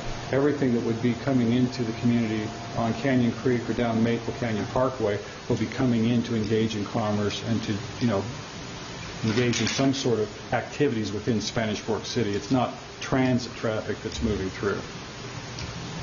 And so those are the people we're trying to help identify what products, goods, and services are available, what portion of the shopping center. And it's a large enough project that somebody going to Walmart may not necessarily understand that there's something here that they would otherwise want to take advantage of if they didn't know that tenant existed.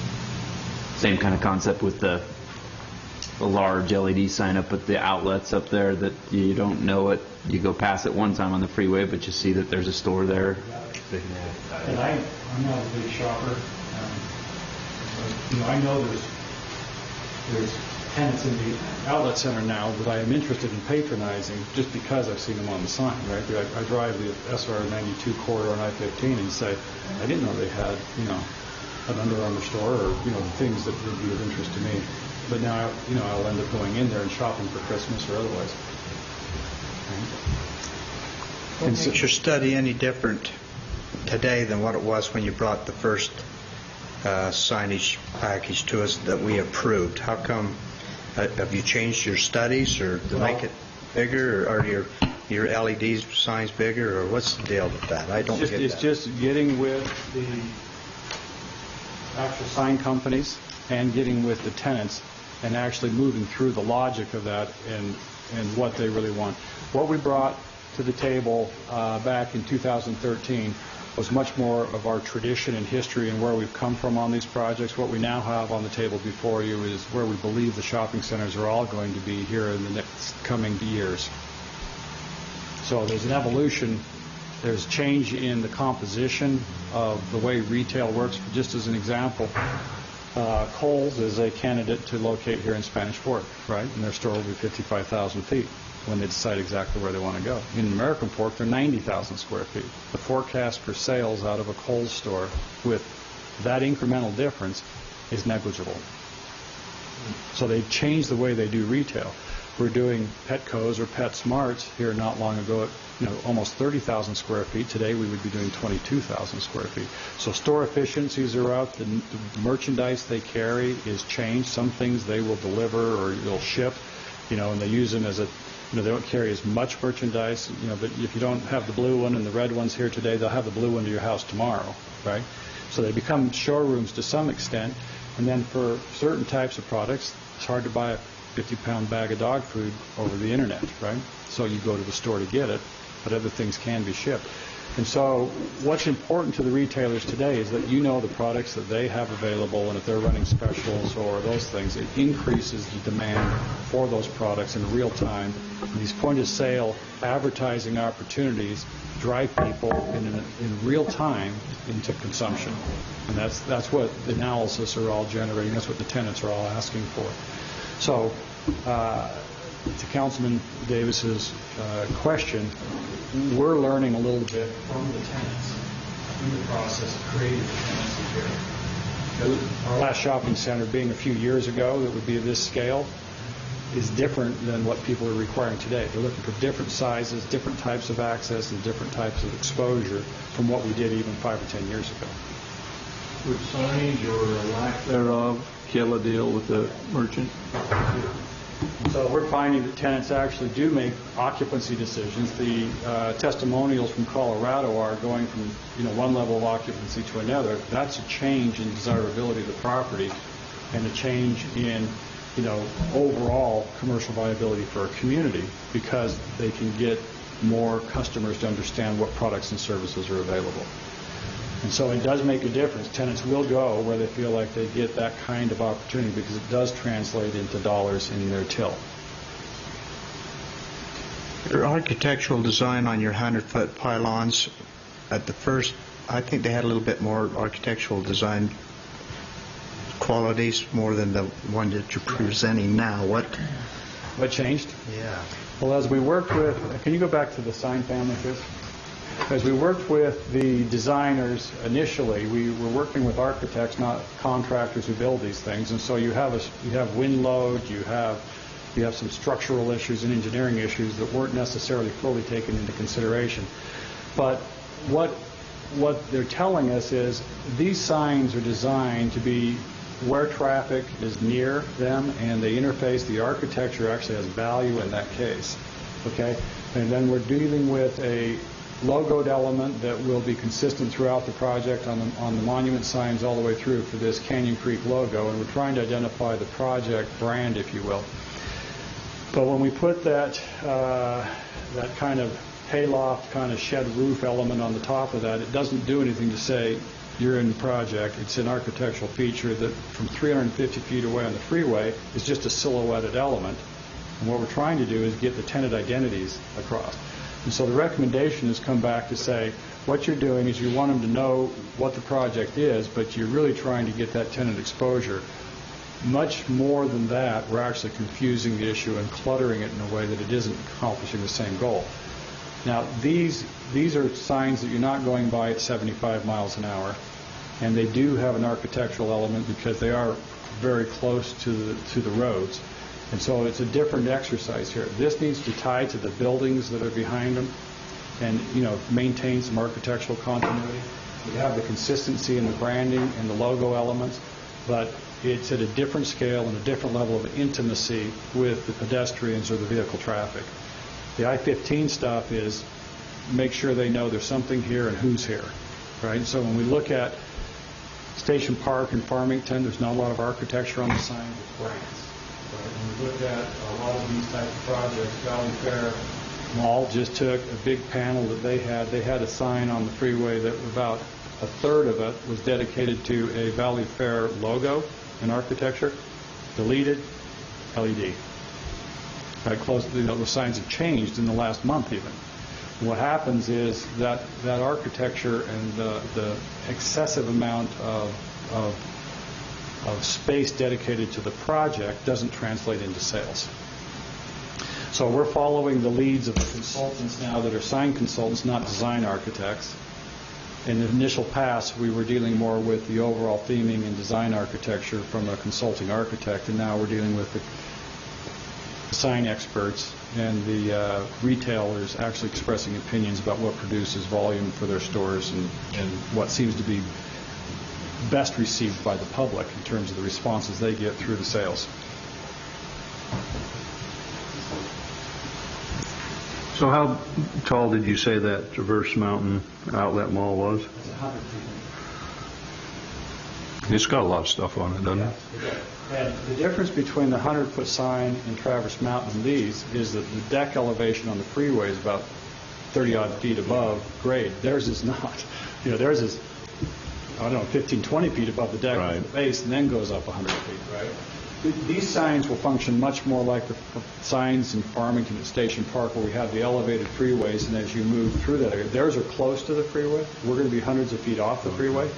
But these will have more of that effect, and what you're trying to do is say, in their case, there's a Gordman's, there's a TJ Home Goods, there's a sporting goods store, et cetera, in here, and that people know that, and it gives them a reason to come back and shop next time through. It may not get them off on the first pass, but it'll get them off on the second or third pass when they're looking for the goods and services.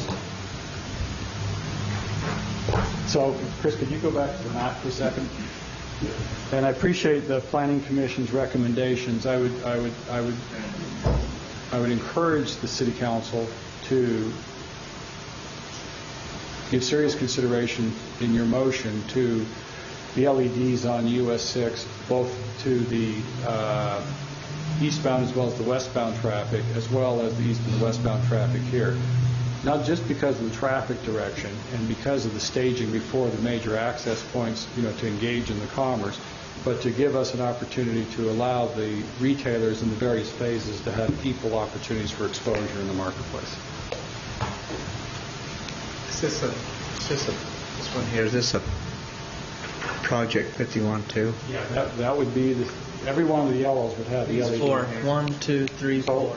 All these, in the original approval, these were red here and here, and they weren't 100 feet, they were 65 feet, but they were similar in architecture to the 100 feet.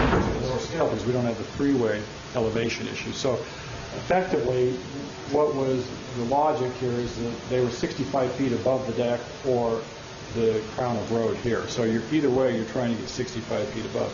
The Planning Commission's request was, can we be as effective if we bring those down? And in working with the YESCO people and looking at the side angles and the distance for the site, we felt that that was a reasonable request. But we do feel like the exposure to the opposite traffic lanes, and you're trying to get exposure before we pass these turns, whereas after the turn it has a diminishing effect. If you go to Google Earth, which we did recently in our conference room, and you do the street view from here, you can't see any of this because there's a semi when they did the Google Earth run that was in the left-hand lane. And so conceivably you can go down through this corridor and looking across the road, you may never see it if you're driving next to a truck the whole way. Right? And then so that's the reason for this, is this gets exposure for people to make decisions before they hit that intersection. The reason that we have the sign here and not there is because we don't own that property. In a perfect world, we would pull that all the way up to here, but that's the neighbor's property. Part of that same shopping center, we have a good relationship with them, but right now that's controlled by Kmart, and their interest is not the same as the new development. I think I agree, and I think that's kind of what Mike Mendenhall was getting at, was this sign here, when you tie it in, I just don't see how you just do this one and not down here personally. Now the Planning Commission doesn't recommend this one or this one, but I feel like that one. Obviously, I'm okay with these on the freeway, and I appreciated the visual as you drive. That helped me a lot, especially right before the exit, because you could be in the right 3 lanes and still exit, right? If you're coming southbound I-15, and so potentially we can still draw from those. Obviously, this exit here is so far back that this is where you're talking, hey, we might get them repeat to come back later. Next trip. Right, but I think the LED here and here makes sense if we're going to do them together, and obviously this way as well. But earlier on your agenda, you having an annexation truck coming back, right? And having talked with other retailers, there's some commitments being made to retail up on US 6, largely supported by the growth in housing up on the bench. We expect that the Maple Mountain Parkway and the Canyon Creek Parkway are going to be major deliverers of commerce traffic, people engaged in commerce to the center. This is anticipated, and we're finalizing the agreements with Cinemark Theater, but we're going to have retail around this edge that won't be visible from Canyon Creek without exposure here. Okay, so you would imagine you're coming down in here and you might say, whatever the blockbuster movie is for this Christmas holiday season flashes for a few minutes, and it helps you make sure that you know to make the turn here to be able to go engage in, buying tickets to the theater, after which you're going to come back out here and enjoy dinner at a restaurant. Steakhouse, coming soon. Right? It's about time. But there is logic to this, and the hope was... This is a pretty big chunk of real estate right here without that sign right there. Yeah. The theory was, Walmart, we have not made a commitment, and they have not required that they have electronic message boards. So this is committed as a static sign for the tenants that will be back in here. And this would be something that, if in a perfect world, we would have these on the opposite side of the road. This Intermountain Healthcare's property, and this one would be over here. So you're advertising, to the right-hand side of the road or the left-hand side of the road. The road's intimate enough that we think it will work with the heights that we have. But we are anxious to, make sure that tenants on this side or the south side, are all having opportunities to have equal exposure to the consumers and try to encourage commerce. Well, after you told how many acres we've got and the different from the normal development, I think you're right. I think you probably need what you've got there to, as much as we've got coming in there, 1 million square feet of retail space. I appreciate the planning board going through all this and really thinking it out and getting their input, and plus now getting your input. I think gives us ample information that we can make a decision but So anywhere else in the state, at Lehigh, I guess with these two LED signs that close like that, does Lehigh have something that close? Like their Lehigh has development? Thanksgiving Point on the south side of the freeway, right? They have, but do they have? And then within similar distance, they have the outlets on the north. And there's more signs coming there. Lehigh's attitude is one of saying, whatever facilitate, I don't mean to speak for the city of Lehigh, but I just put up a 75-foot sign on the south side opposite Adobe, and the attitude was, if it drives sales, we want it. And I can tell you that the pylon sign that's 75 feet there where the food vendors went in, we have Zupa's, custom. Right. Those stores are all setting record sales. And when the pylon went in, the volumes went up. Even though they had the exposure to the freeway, every one of them are reporting sales increases once the pylon went in. And I don't have percentages, but I'm under the impression from what they've represented to me that it was in excess of 10% after the pylon, it trailed the occupancy by a month or two just in terms of the construction and how things went. So, there's testimonials from the retailers that these things are effective, and they're the ones who are shaping our thinking here. We came in more with originally what is the tradition that we've had in most of our shopping centers, and they're coming back and saying, you're going to have these, right? Because, I want to know you got that because that makes a difference in my decision. Well, and I think over the last few years, they're becoming more efficient, and they're really downsizing whatever they need to get the best bang for the buck, and this is the new way. I think, for some of us from the old school of thought where you just put up a sign and everybody has their sign. Me personally, I don't have a problem with the way you've got it laid out there.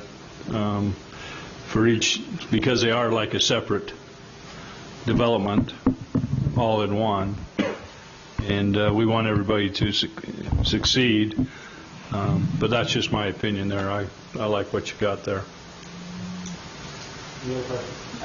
I have one question, and I don't know if it would be quite to you or to Dave Anderson, but the proposal, I guess what I'm asking is it doable or is it within the cards to approve it? Oh, how do I want to say this? What am I trying to say? Okay, I'm just going to talk, and if it doesn't make sense, throw something at me and I'll talk some more. Go ahead and throw something at me. Or, yeah, just start now.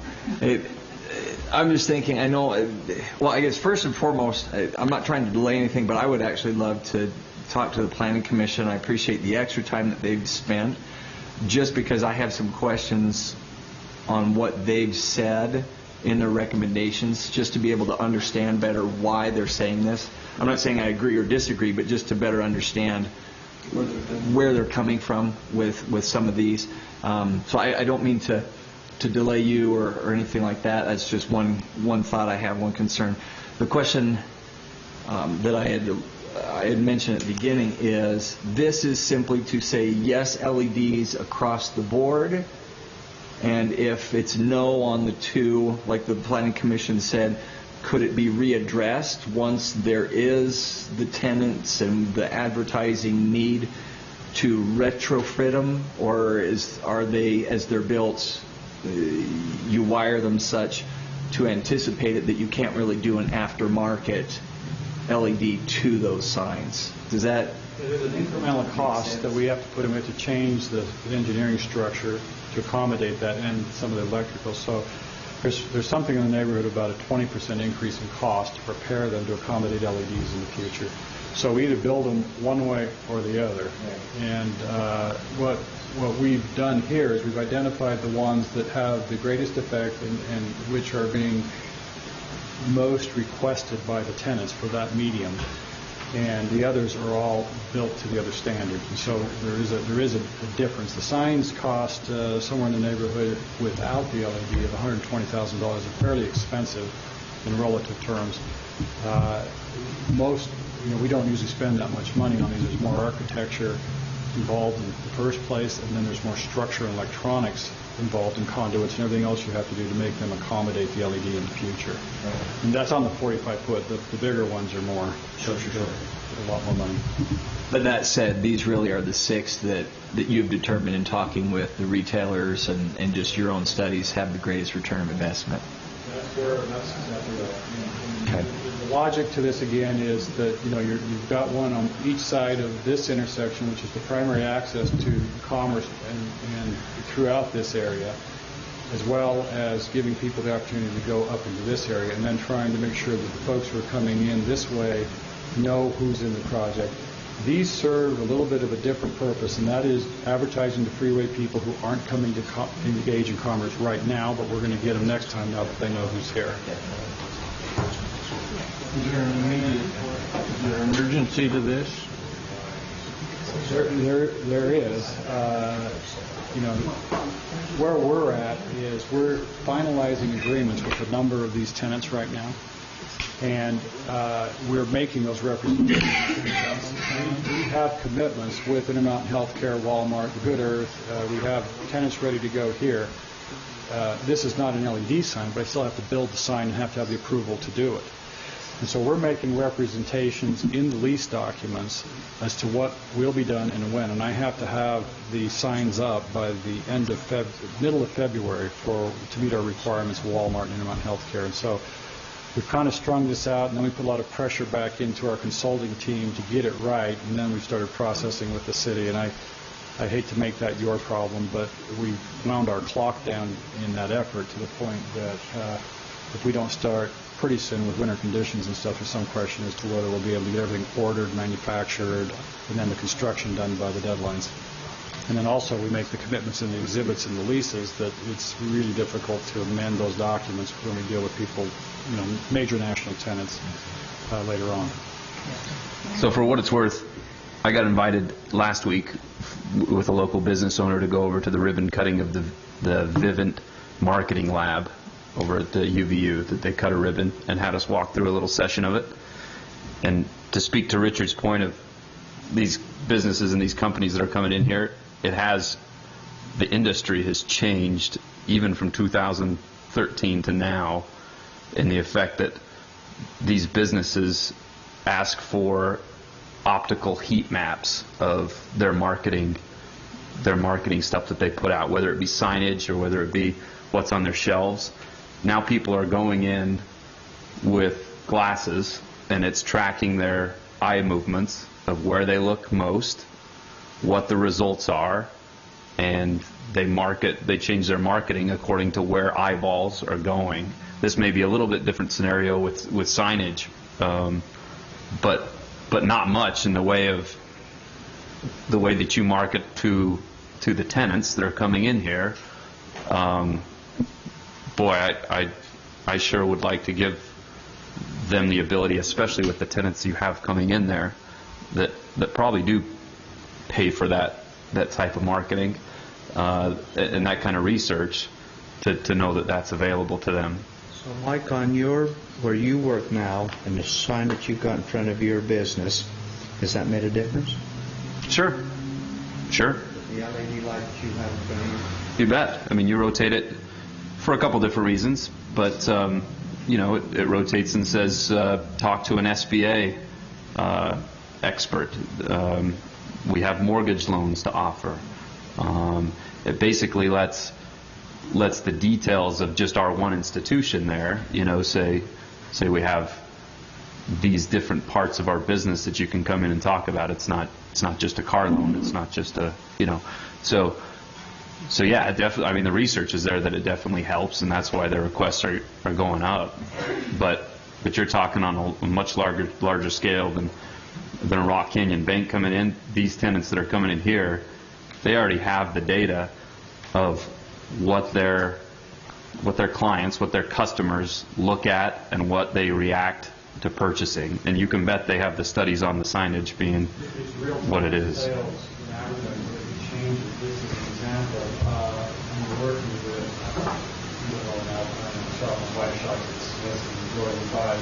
Just go in there and buy a Diet Coke, and your receipt will be this long. Right, but if you key in your frequent customer number, What they'll do is they'll know who's pregnant, and they'll get an idea of when they're due by the merchandise they're buying, and they promote to them the products that they need for an upcoming infant. You know, those kind of things. And what this does is it gives them the ability to advertise the Halloween, and I'm going to do it in kind of a simple standard, like a Halloween special, or what a seasonal kind of a thing is, but they know if there's a shift in the marketplace for demand for certain products, we've got that product that's here for you right now. Come on in and get it. And so those are the kinds of things that translate into those 10 to 20% pushes. And so then you have something, service industries like the Massage Envy testimony of a 25% increase. People just didn't know all the products that were available there, the services, and then when they know, they go. And so, there's a lot of data, and I'm not going to sit here and try to tell you I'm an expert at this. I'm just telling you what's compelled us to talk about spending a lot more money on signs than we ever anticipated. Well, and I think if you look just on the south end of Main Street with Wiggy Wash, with theirs, I mean... Raining? Oh, come get a $5 wax or interior, so they still make money. This is the future, and this is what they've done their demographics off of, and all that, like you say, they understand what they want. And you're probably finding more of these tenants, the signage is probably more important to them, but it's almost the location. Yeah, it's an element that now is a material factor in the negotiations in the leases, whereas before it was almost an incidental matter. Right? Now, with the static panels, I can put 8 people up for 200 or 250,000 square feet of space. With the LED, everybody in there can get some exposure. And not only that, but they can trip into the particular merchandise they want to promote at any particular time. So. Dave Anderson, were you with the Planning Commission on this? I wasn't. No. Okay. I'm trying to figure out what they meant by visual clutter, or just maybe I'm envisioning what they mean would be too many signs and things. I look out my front window of my home, and I see Costco right now. I see the McDonald's logo and things like that. And so in my mind, I got to imagine that in the evening, if I look out my front window, I'm going to see more lights and things like that. Visual clutter, I'm guessing, is what the Planning Commission, that's my biggest problem, is what the Planning Commission has said here. But myself, I don't foresee that as a problem. I'm along the line of, if this helps our new businesses in our town increase their sales, I'm all for it. Well, there's always the opposing issues, and so if I go into La Jolla, California, and I have a really strict architectural standard, you got to do what you got to do. If I go to Las Vegas, they're doing everything they're doing because it produces revenues, and in some places they don't care about commerce or the success of the retail. If you go into Alpine and you say, I'd like to have a retail zoning here, they're going to say, no, we'll just take higher taxes. We don't want that. Right. We would like that somebody else's community, right? But in Lehigh, they're saying, no, we want viable commerce. And these things are the things that add to the functionality and the success of those businesses. And it makes a difference on where people go, which makes a difference on, where the jobs are, where the office businesses locate, what the demand for housing is, what the home prices are. It just kind of has this compounding kind of effect of improving the overall economics of the community. Well, and I see what you see happening in Lehigh. That's the north end of the county. I see where the south end of the county, what's happened to Lehigh is going to happen here in the south county because of the way it's situated. And I think we need to, we need to help these businesses, like Brandon said. We need to make sure these businesses succeed down here. And you're dealing with retail function right now and serving a need in the marketplace, but you'll be dealing with other types of employers in the future who will be here because the quality of the environment is good. When we did the Meadows in American Fork, we were doing a lot of subdivisions in North Utah County, and we watched the exponential push in demand for property and homes and the pricing move just exponentially when the retail was there to make it a environment that you didn't have to leave to complete your household functions. You didn't need to drive to Orem for goods and services necessarily. They were now here. And when the commerce was there, the property values all pushed. And I would expect something similar. Now that you've got good communities with highly educated people, you get employers who want to locate in these markets. And that's a little bit of what's happened in Lehigh. There's a little bit of pioneering that occurred.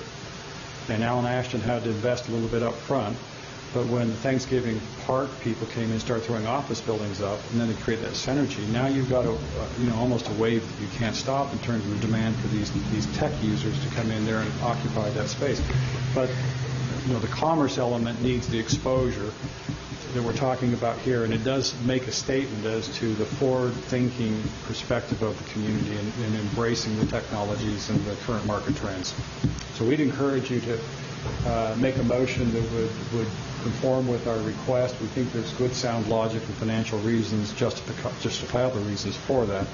But we'll leave it to you to do as you see fit. Thank you. Thanks, Richard. Appreciate that. Did you have something to say there? No, one thing you touched on a little bit, we just want to reemphasize the off-site advertising versus the on-site. We've talked to Joe and Richard quite a bit about this, and I want to verify with them right now, if you approve these signs, they would specifically be for on-site brick-and-mortar buildings that are on these properties or the commodities that they sell on these properties. Is that your understanding, Richard? What I understand you just stated is what your current ordinance is stipulates, correct? So with the current ordinance, with the approval of these, under the current ordinance, that's what you would be restricted to. We are full intent to conform to the ordinances as they exist.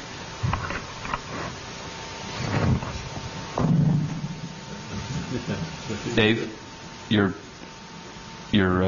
Dave Anderson. I'm talking here. Your beloved title has become in the city the resident sign Nazi, whether you like it or not. You know that? Oh, wow. I didn't know that. Yeah. You didn't know that? Yeah. I like it. Get you a badge. Czar. Okay, Czar. Any concerns you have with the proposed sign family there that is on the... Yeah. I guess my concerns are multifaceted. We approved signage a couple of years ago. Like I said, not quite 2 years ago. With the basic idea that there was going to be a certain aesthetic that was sought after with the signs that we'd approved and I should say the City Council approved. I really do feel like this is a very, very significant digression from that. I mean, we can go to Station Park in Farmington and look at those signs, and Valley Fair Mall in West Valley. And all candor, I think they're really, really ugly. It's a negative detraction for the community to have those signs where they are. We adopted a new program with new regulations here with the idea that things were going to be a cut above what they have there. Now, I don't know exactly what the Planning Commission means by visual clutter, but typically cities try to limit things that extend up above the kind of the horizon that are distractions that take away from, maybe what otherwise is the natural beauty of the area. And that's really been the premise for the signage ordinance that's existed in Spanish Fork for a long time. I get credit for a lot of things that I deserve and maybe don't. But our signage regulations have really become much, much more permissive in the last few years than they were for the previous 30. We've allowed signs to go taller, and there's no better example of that than the program that we adopted here for this project. Again, with the idea that additional signage to help businesses within a project, that's what we're after. I really am having a hard time, again, with kind of the aesthetic issue, but also divorcing the idea between this proposal for on-premise signage and what we know is coming down the pipe with the off-premise proposal to allow goods and services that aren't marketed in the development or stores that aren't marketed in the development to have copy area. Again, that's a very distinct departure from what led us to adopt the master signage program that we have, project signage program, which was based on the idea that every square footage of copy area with the signs that were being approved was needed for businesses in the project itself. And that's why we did it. So different concerns like that, and just hearing the discussion tonight, I mean, to carry out the idea of bigger, better signage, more commerce, I'm a little bit worried about where that ends. You know, it seems, frankly, as though we're heading in that direction.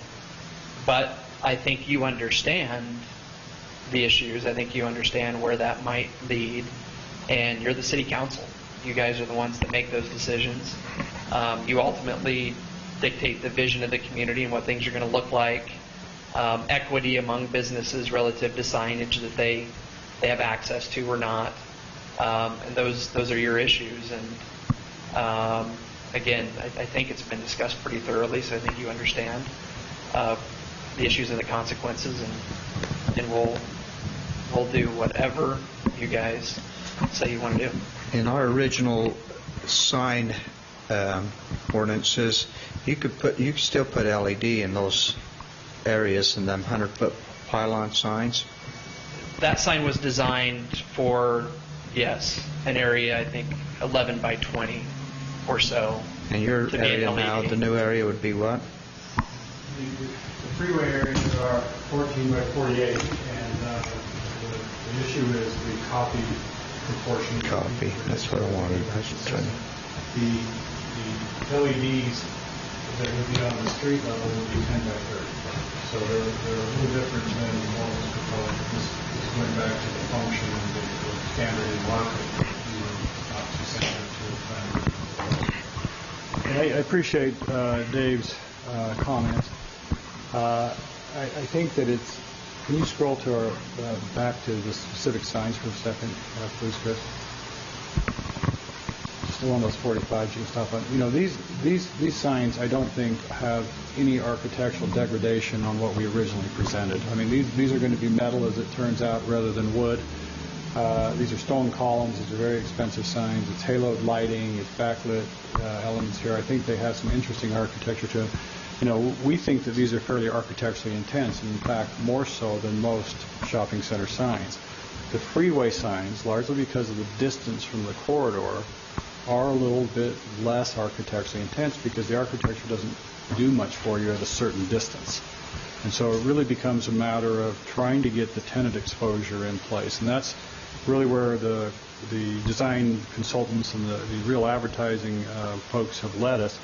So, you know, I would hope that you don't feel like we're trying to reduce the standard that was established. I would tell you that this does appear to have less architecture on the two freeway signs, but I don't think by any stretch of the imagination there's a lesser standard being applied on the road signs adjacent to the roadways coming through the property.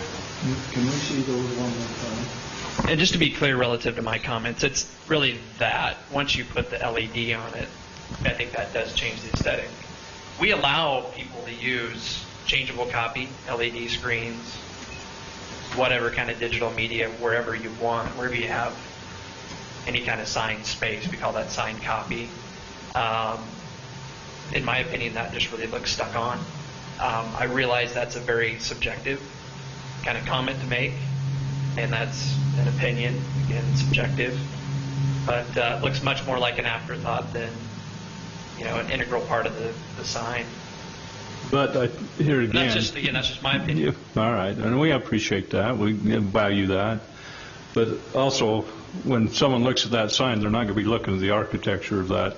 They're going to look at the advertisement of that sign. And so, and you say, well, we haven't done anything for 30 years. Well, you know, a lot of things have changed in 30 years in Spanish Fork. You know, we never had a North Park 30 years ago, and we've never had something like, you know, we're moving into some area that we've never been before in small town USA here. And so we've kind of prided ourselves on moving with the times and being ahead of the times. And my personal feeling is LED is the future. And so we need to be, you know, we can either say, well, we want to save the old back in the old days, or we need to move with times, and I think we got plenty of businesses that are telling us that this is what we need and this is what we're looking for.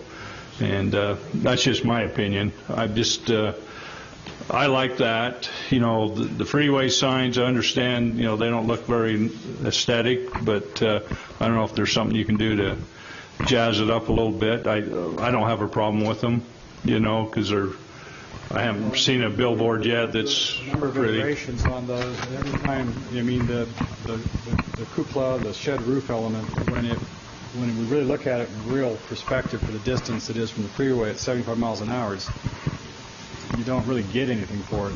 So what we're trying to do is get the tenant identities and the project identity out there, and then put the money into these things that are more where the interaction is with the vehicle and pedestrians.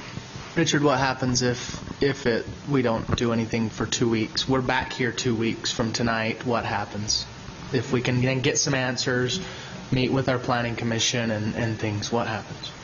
We want you to do what you feel appropriate to make a good decision. This is going to be a long-term relationship. I'd like to go for a ride with, either any of, obviously not as a quorum, but maybe, and see some of these signage, other opportunities and things, and maybe. I'd like to talk to Planning Commission too a little bit on their thinking on how close they are, but they've got a point on a couple of these signs. If it's too cluttered, I'd like to see why.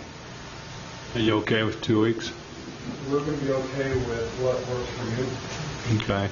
The other thing that I want to look at is still these 100-foot pylons. You're telling us about the architectural that you're just driving by and it doesn't make a difference. Well, I think it does when you're standing still and looking at them, and it's part of our city, and I would like to have the best look, as we are.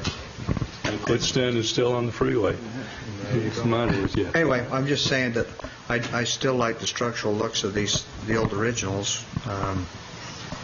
Whether you can change those a little bit or not, I don't know. But anyway. We can share some concepts with you and what some of the problems were that the engineering guys came up with there. Yeah, that'd be helpful. That'd be good. Those are objectives, but sure. All right, is that kind of the consensus of can we just table this for 2 weeks? Do we need to make a motion to table that? I'd make a motion we table it until the next city council meeting, which is December the 2nd.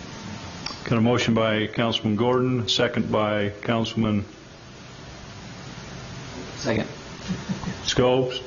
All in favor, say aye. Aye. Any opposed? All right. See you in 2 weeks. Great discussion. We'll send some supplemental materials. Give us everything you got. We'll help you understand some of the more leading edge. We appreciate that. Thank you. Thank you.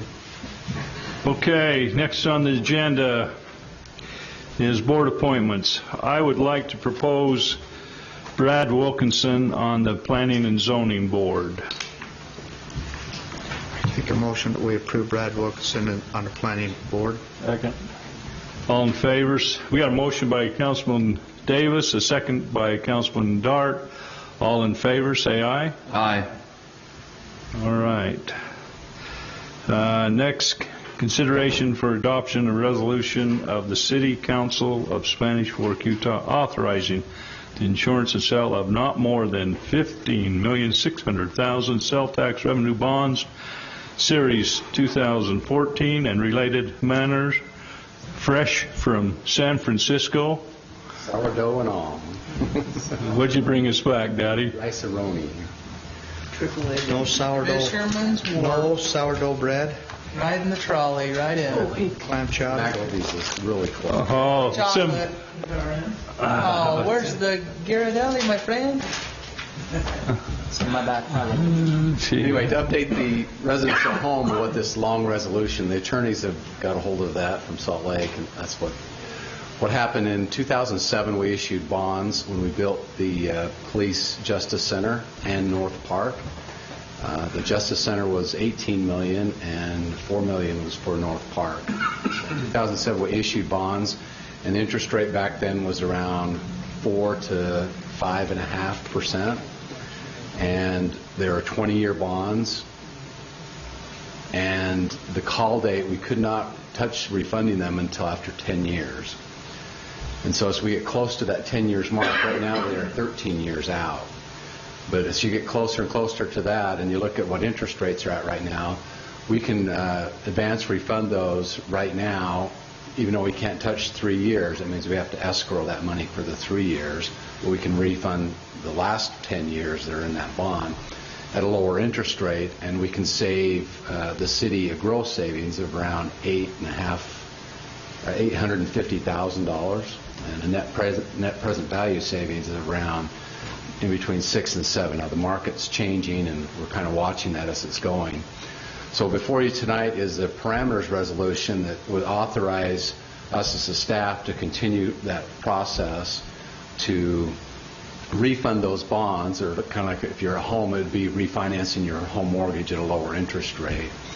And this gives us the authorization to take this through the rest of the way, picking the date when that refunding is optimal, and doing that. So it's called they call it in the industry a super parameters, meaning this is a one-time approval, and we set parameters around what if we stay within those items, which is one is the dollar amount, and we're doing $15.6 million. We won't exceed that.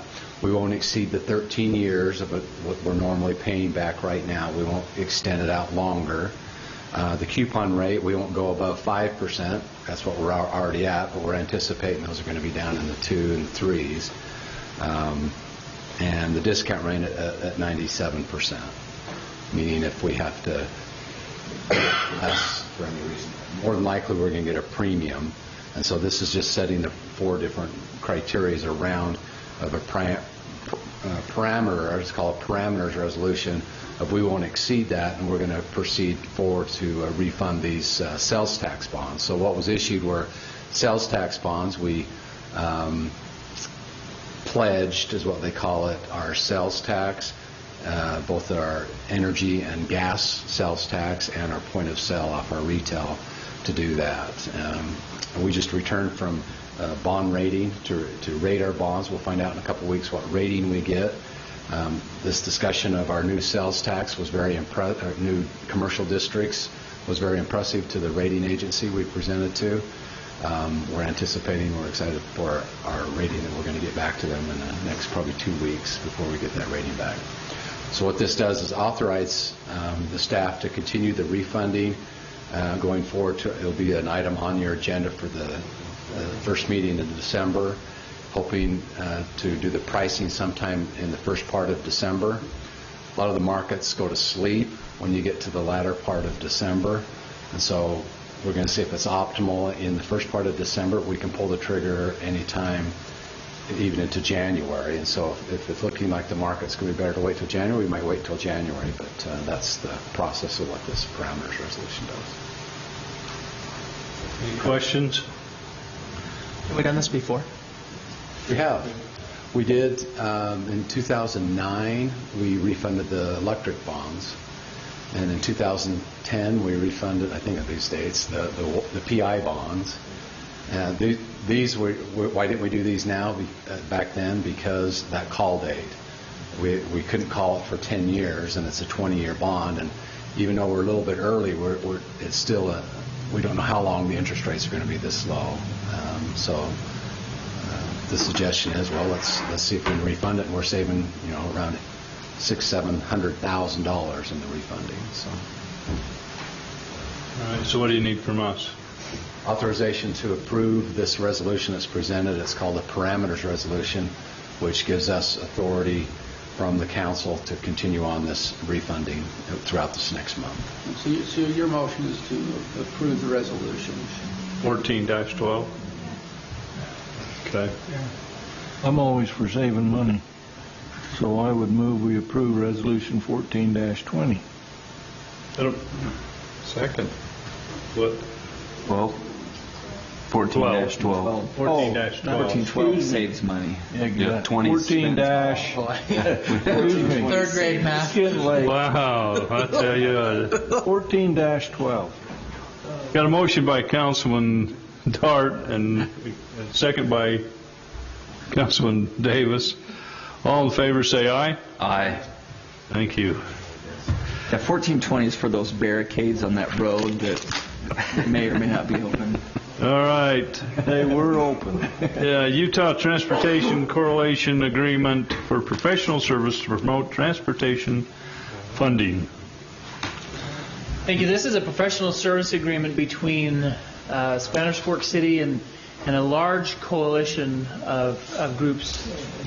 The main player here is the Salt Lake Chamber of Commerce, the Salt Lake Area Chamber of Commerce. So we would be joining forces with them and many other private sector partners to promote a plan to increase funding to transportation. This is something that has been talked about and worked on for many, many years with the League of Cities and Towns.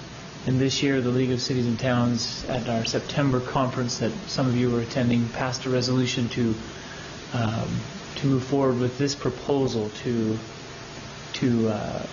promote and educate the public about the needs for enhanced transportation funding. And so this is an agreement. The price that they ask for us, the investment, if you will, is $1,000. The total price tag on this is in probably the low millions of dollars as far as the effort that's being promoted, but they're asking for us just to pay a small portion. But we'll join forces with many other cities and towns in the state, as well as other private and public entities, to educate about the need to enhance transportation. At a meeting I was at yesterday, Senator Adams stated that it seems economic development in the state of Utah rises or directly correlates with transportation funding, because as we open up and enhance the corridors and different ways that we transport ourselves, economics seem to improve and increase. The neat thing about this effort is it's not just about roads and wider roads. It's a very comprehensive piece that includes trails and bike trails and bike lanes and hybrid vehicles and all these different ways that we need to get about the business that we do, because especially now as we head into the winter, we get inversions that come and settle in on our valleys, and it's a reminder every winter that we've got to do something about some of the different things that transportation has. And so this is an effort coming to fruition where we want to join forces with this coalition. Any discussion, questions, comments? I'm just curious, is there any discussion from the Utah County Chamber of Commerce on this that you're aware of? Or I find it interesting that Salt Lake would reach all the way out to Spanish Fork down on the south end of Utah County. Yeah, so that's a great question. It's not just Salt Lake reaching out to, say, Spanish Fork. This is not nationwide. This is a statewide effort. And so St. George, Vernal, and those areas are as much participants as Spanish Fork. But due to the population and proximity to the capital, I think the Salt Lake Chamber has said we want to be a major player in this, and they're putting themselves forward. They're a very effective body at doing so, and I think everybody said that's great. Frankly, I don't know, but I'd imagine that the chamber would be supportive, but I don't know that. This has broad support from cities as well as counties. The Utah Association of Counties is participating in it too. Yeah, I see that. I just curious is all. Okay. All right. Thank you. I did entertain a motion. I make a motion we approve the Utah Transportation Coalition Agreement for professional services to promote transportation funding. Got a motion by Councilman Mendenhall. A second by Councilman Dart. All in favor, say aye. Aye. Passes. Reader's Digest version.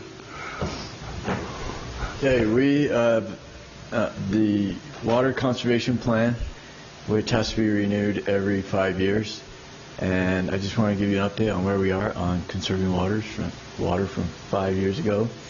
We got this email that shows where we are in relation to other cities, and it shows us being, let's see, Spanish Fork is 259, the average is 244, so it shows us being a little bit above average.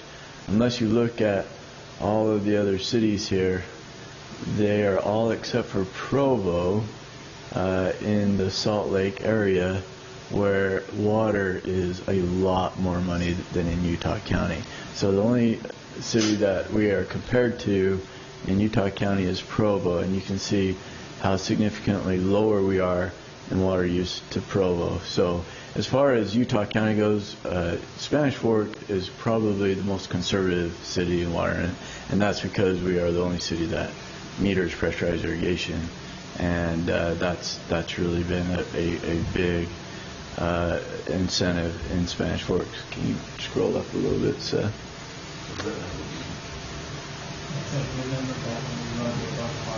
So the average is 200. If you scroll Yeah, up, but 400. The state requirement. average 400. use per day per connection, whereas what we're going to be looking at here is per capita. So those numbers won't translate down below, but it just shows where we are in relation to the other cities. Here we have what shows the average use per capita per day in the city. And one of the things I just really want to point out as far as our water conservation in the last 5 years is this unaccounted for unmetered water. In 2009, we worked really hard to make sure that all of our water was metered, that was coming into the system, and we also started looking really hard for water main leaks, and we found a few of them. And then we also have had our ongoing water replacement projects, which we've really focused on where we've had a history of leaks. And so with that, you'll notice that our percentage of unaccounted for water waste has gone from the 41%.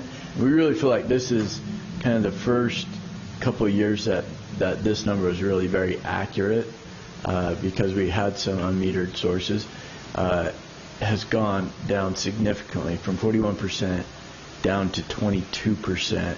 And that's had a huge effect on what our per capita water usage. This graph here, and this is what the state's concerned with our water conservation plan, just says you have this much water coming in, and then you divide that by your population. And so if you have water being wasted in a leak, we found a leak that was going directly into the river on South Main.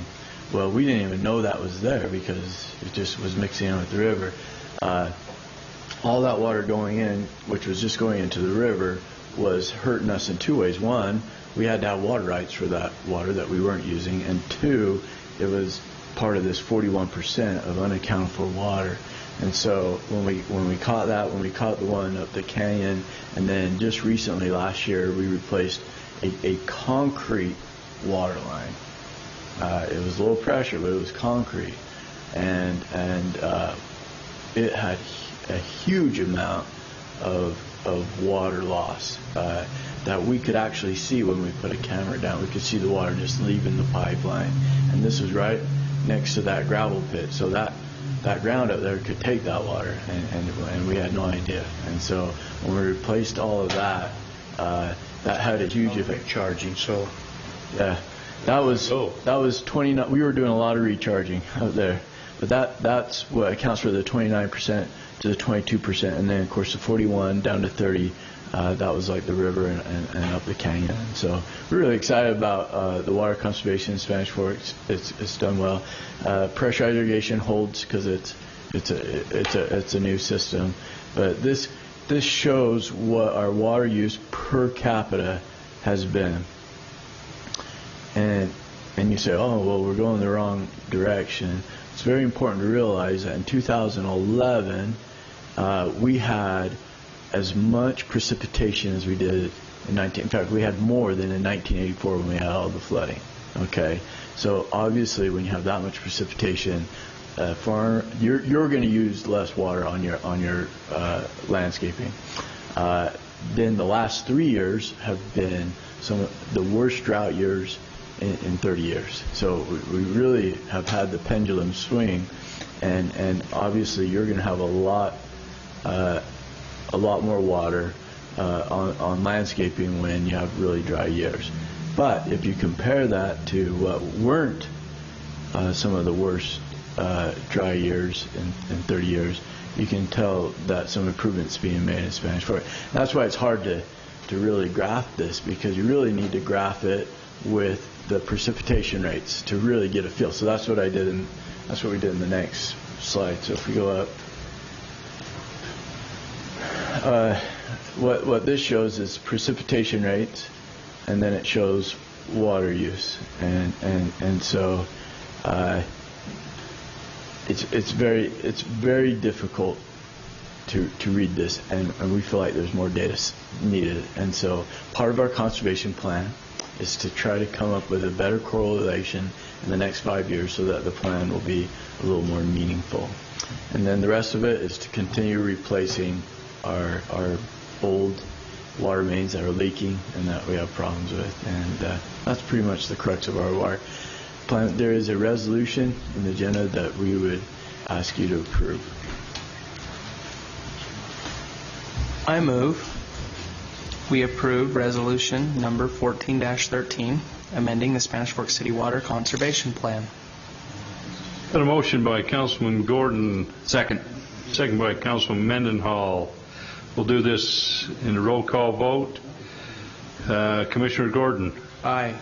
Commissioner Davis. Aye. Commissioner Dart. Aye. Commissioner Mendenhall. Aye. Commissioner Scobe. Aye. Councilman, I mean. No, there can only be one commissioner. I know you always want to be. Yes, Batman. And Rob. Commissioner Gordon. Robin. Rod. Just for you. That's why I did that. It passes. I move we Whoa, no. No. Into the RDA. Or... Let's go to building contract with Utah Valley Special Service District. All right. I know. Hey, I'm trying to move things along. I hear you, and I'm not faulting you. Meetings ago, Deborah Meekum from the Dispatch District came and presented to council and showed a need that's almost getting desperate for them to expand their facilities. The dispatch provides the 911 services for our community. Many of the cities within the county belong to that. Utah County belongs to that as well. And we have, they've outgrown their facility. It's currently located in the jail. It's over in this area right here. And they're looking to build a new building. They've made some arrangements with Utah County to be able to have a long-term lease on this property right here. It's a little over an acre. And they need to proceed to build a building. That's the cost of it, both land and building, is estimated to be about $5 million. The district is putting up from reserve funds $1.5 million, which leaves $3.5 million for the members to fund. As that gets split out amongst the members, it's really not enough to bond. And so this contract says that we will pay our share to the district. Our share is based on a prorated share based on our use of the 911 system. Currently, we're at 12.12%, and our dollar figure is $424,340. So we need to approve the contract to do that. We can opt to pay that either in one payment or two payments. The first payment would be due the end of June of next year, which is in this fiscal year. The second payment would be due December 31st of next year, which is in the next fiscal year. So we recommend that we split that into 2 fiscal years and split that in half. But when we approve this, we also need to designate that so we can let the dispatch district know that our intent is to make 2 payments. Questions about that? Where do we get this from? What funds this money? That I gotta let Ken or Dave answer. Speeding tickets. That's why they went to San Francisco. Need to go gold hunting, mining. Need to see if they found some nuggets, huh? Well, we found 600,000. There it is. There it is. Very good. You did. All right. The money we saved from refinancing our bond. That's right. Any other questions? Does it matter, 2 payments or 1 payment from the city? What would you prefer? It doesn't matter. Puts it into 2 fiscal years. Okay. What is Kent? 2 payments. Sheesh. Will this come out of the book fund? Or general fund? Okay, I'd entertain a motion. I make a motion we approve the building contract with Utah Valley Dispatch Special Service District and pay our portion of the $424,340 in 2 payments per Kent. Got a motion by Councilman Mendenhall and a second by Second. Councilman Gordon. All in favor, say aye. Aye. All right, Rod. Are we going to 88 RDA? Yeah, we're on 10. I move we adjourn to RDA. Got a motion by Councilman Dart Second. and a second by Councilman Davis to adjourn to RDA. We are now in RDA. So put on your RDA caps.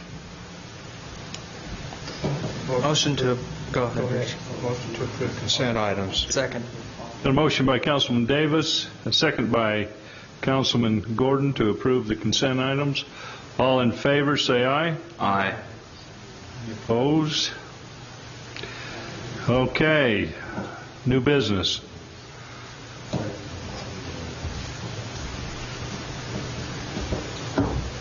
Thank you, Mayor. What we have on the RDA agenda for this evening is a resolution authorizing the preparation of a draft community development project area plan for a area that we're calling Sierra Bonita. Young Living Farms has a warehouse here in Spanish Fork. You see it outlined in the red with the property that they own. They are bursting at the seams. Their business is doing very well, and they would like to expand. However, they're being courted very heavily by a city in Idaho to move up there and being offered some pretty attractive deals. And so they approached us and said, we're here. We'd kind of like to stay, but make it attractive for us as Idaho is. And so we're proposing to create a CDA, which will include the property outlined in red. We'll put a plan together that will indicate what kind of tax increment that we will allow them to have over what period of time and what conditions that they will need to meet in order to earn that. Often that's tied to a certain value of improvements, certain number of jobs. Sometimes we tie it to wages. So those details we don't have yet. This is the parameters. Say let's start working on a plan. We'll put that together in a plan, and we anticipate bringing the detailed information to you back on our January 6th meeting to approve it then. But we do need to adopt this resolution so we can get started. Questions?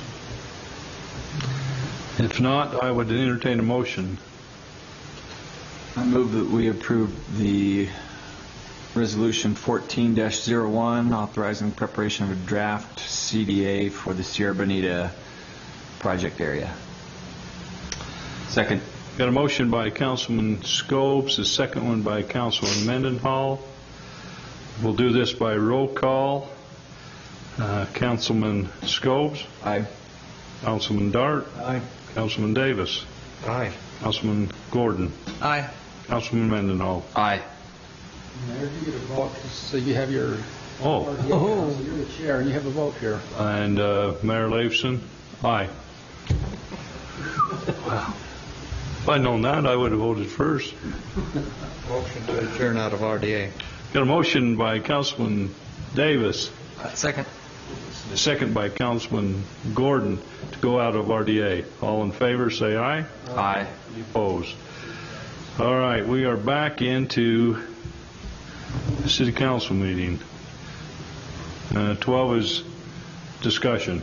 What would we need to discuss? Nothing? Go ahead, Rob. Okay, Rod. I move we adjourn. Second. Got a motion by Councilman Dart, a second by Councilman Davis to adjourn. All in favor, say aye. Aye. We are adjourned. Thank you.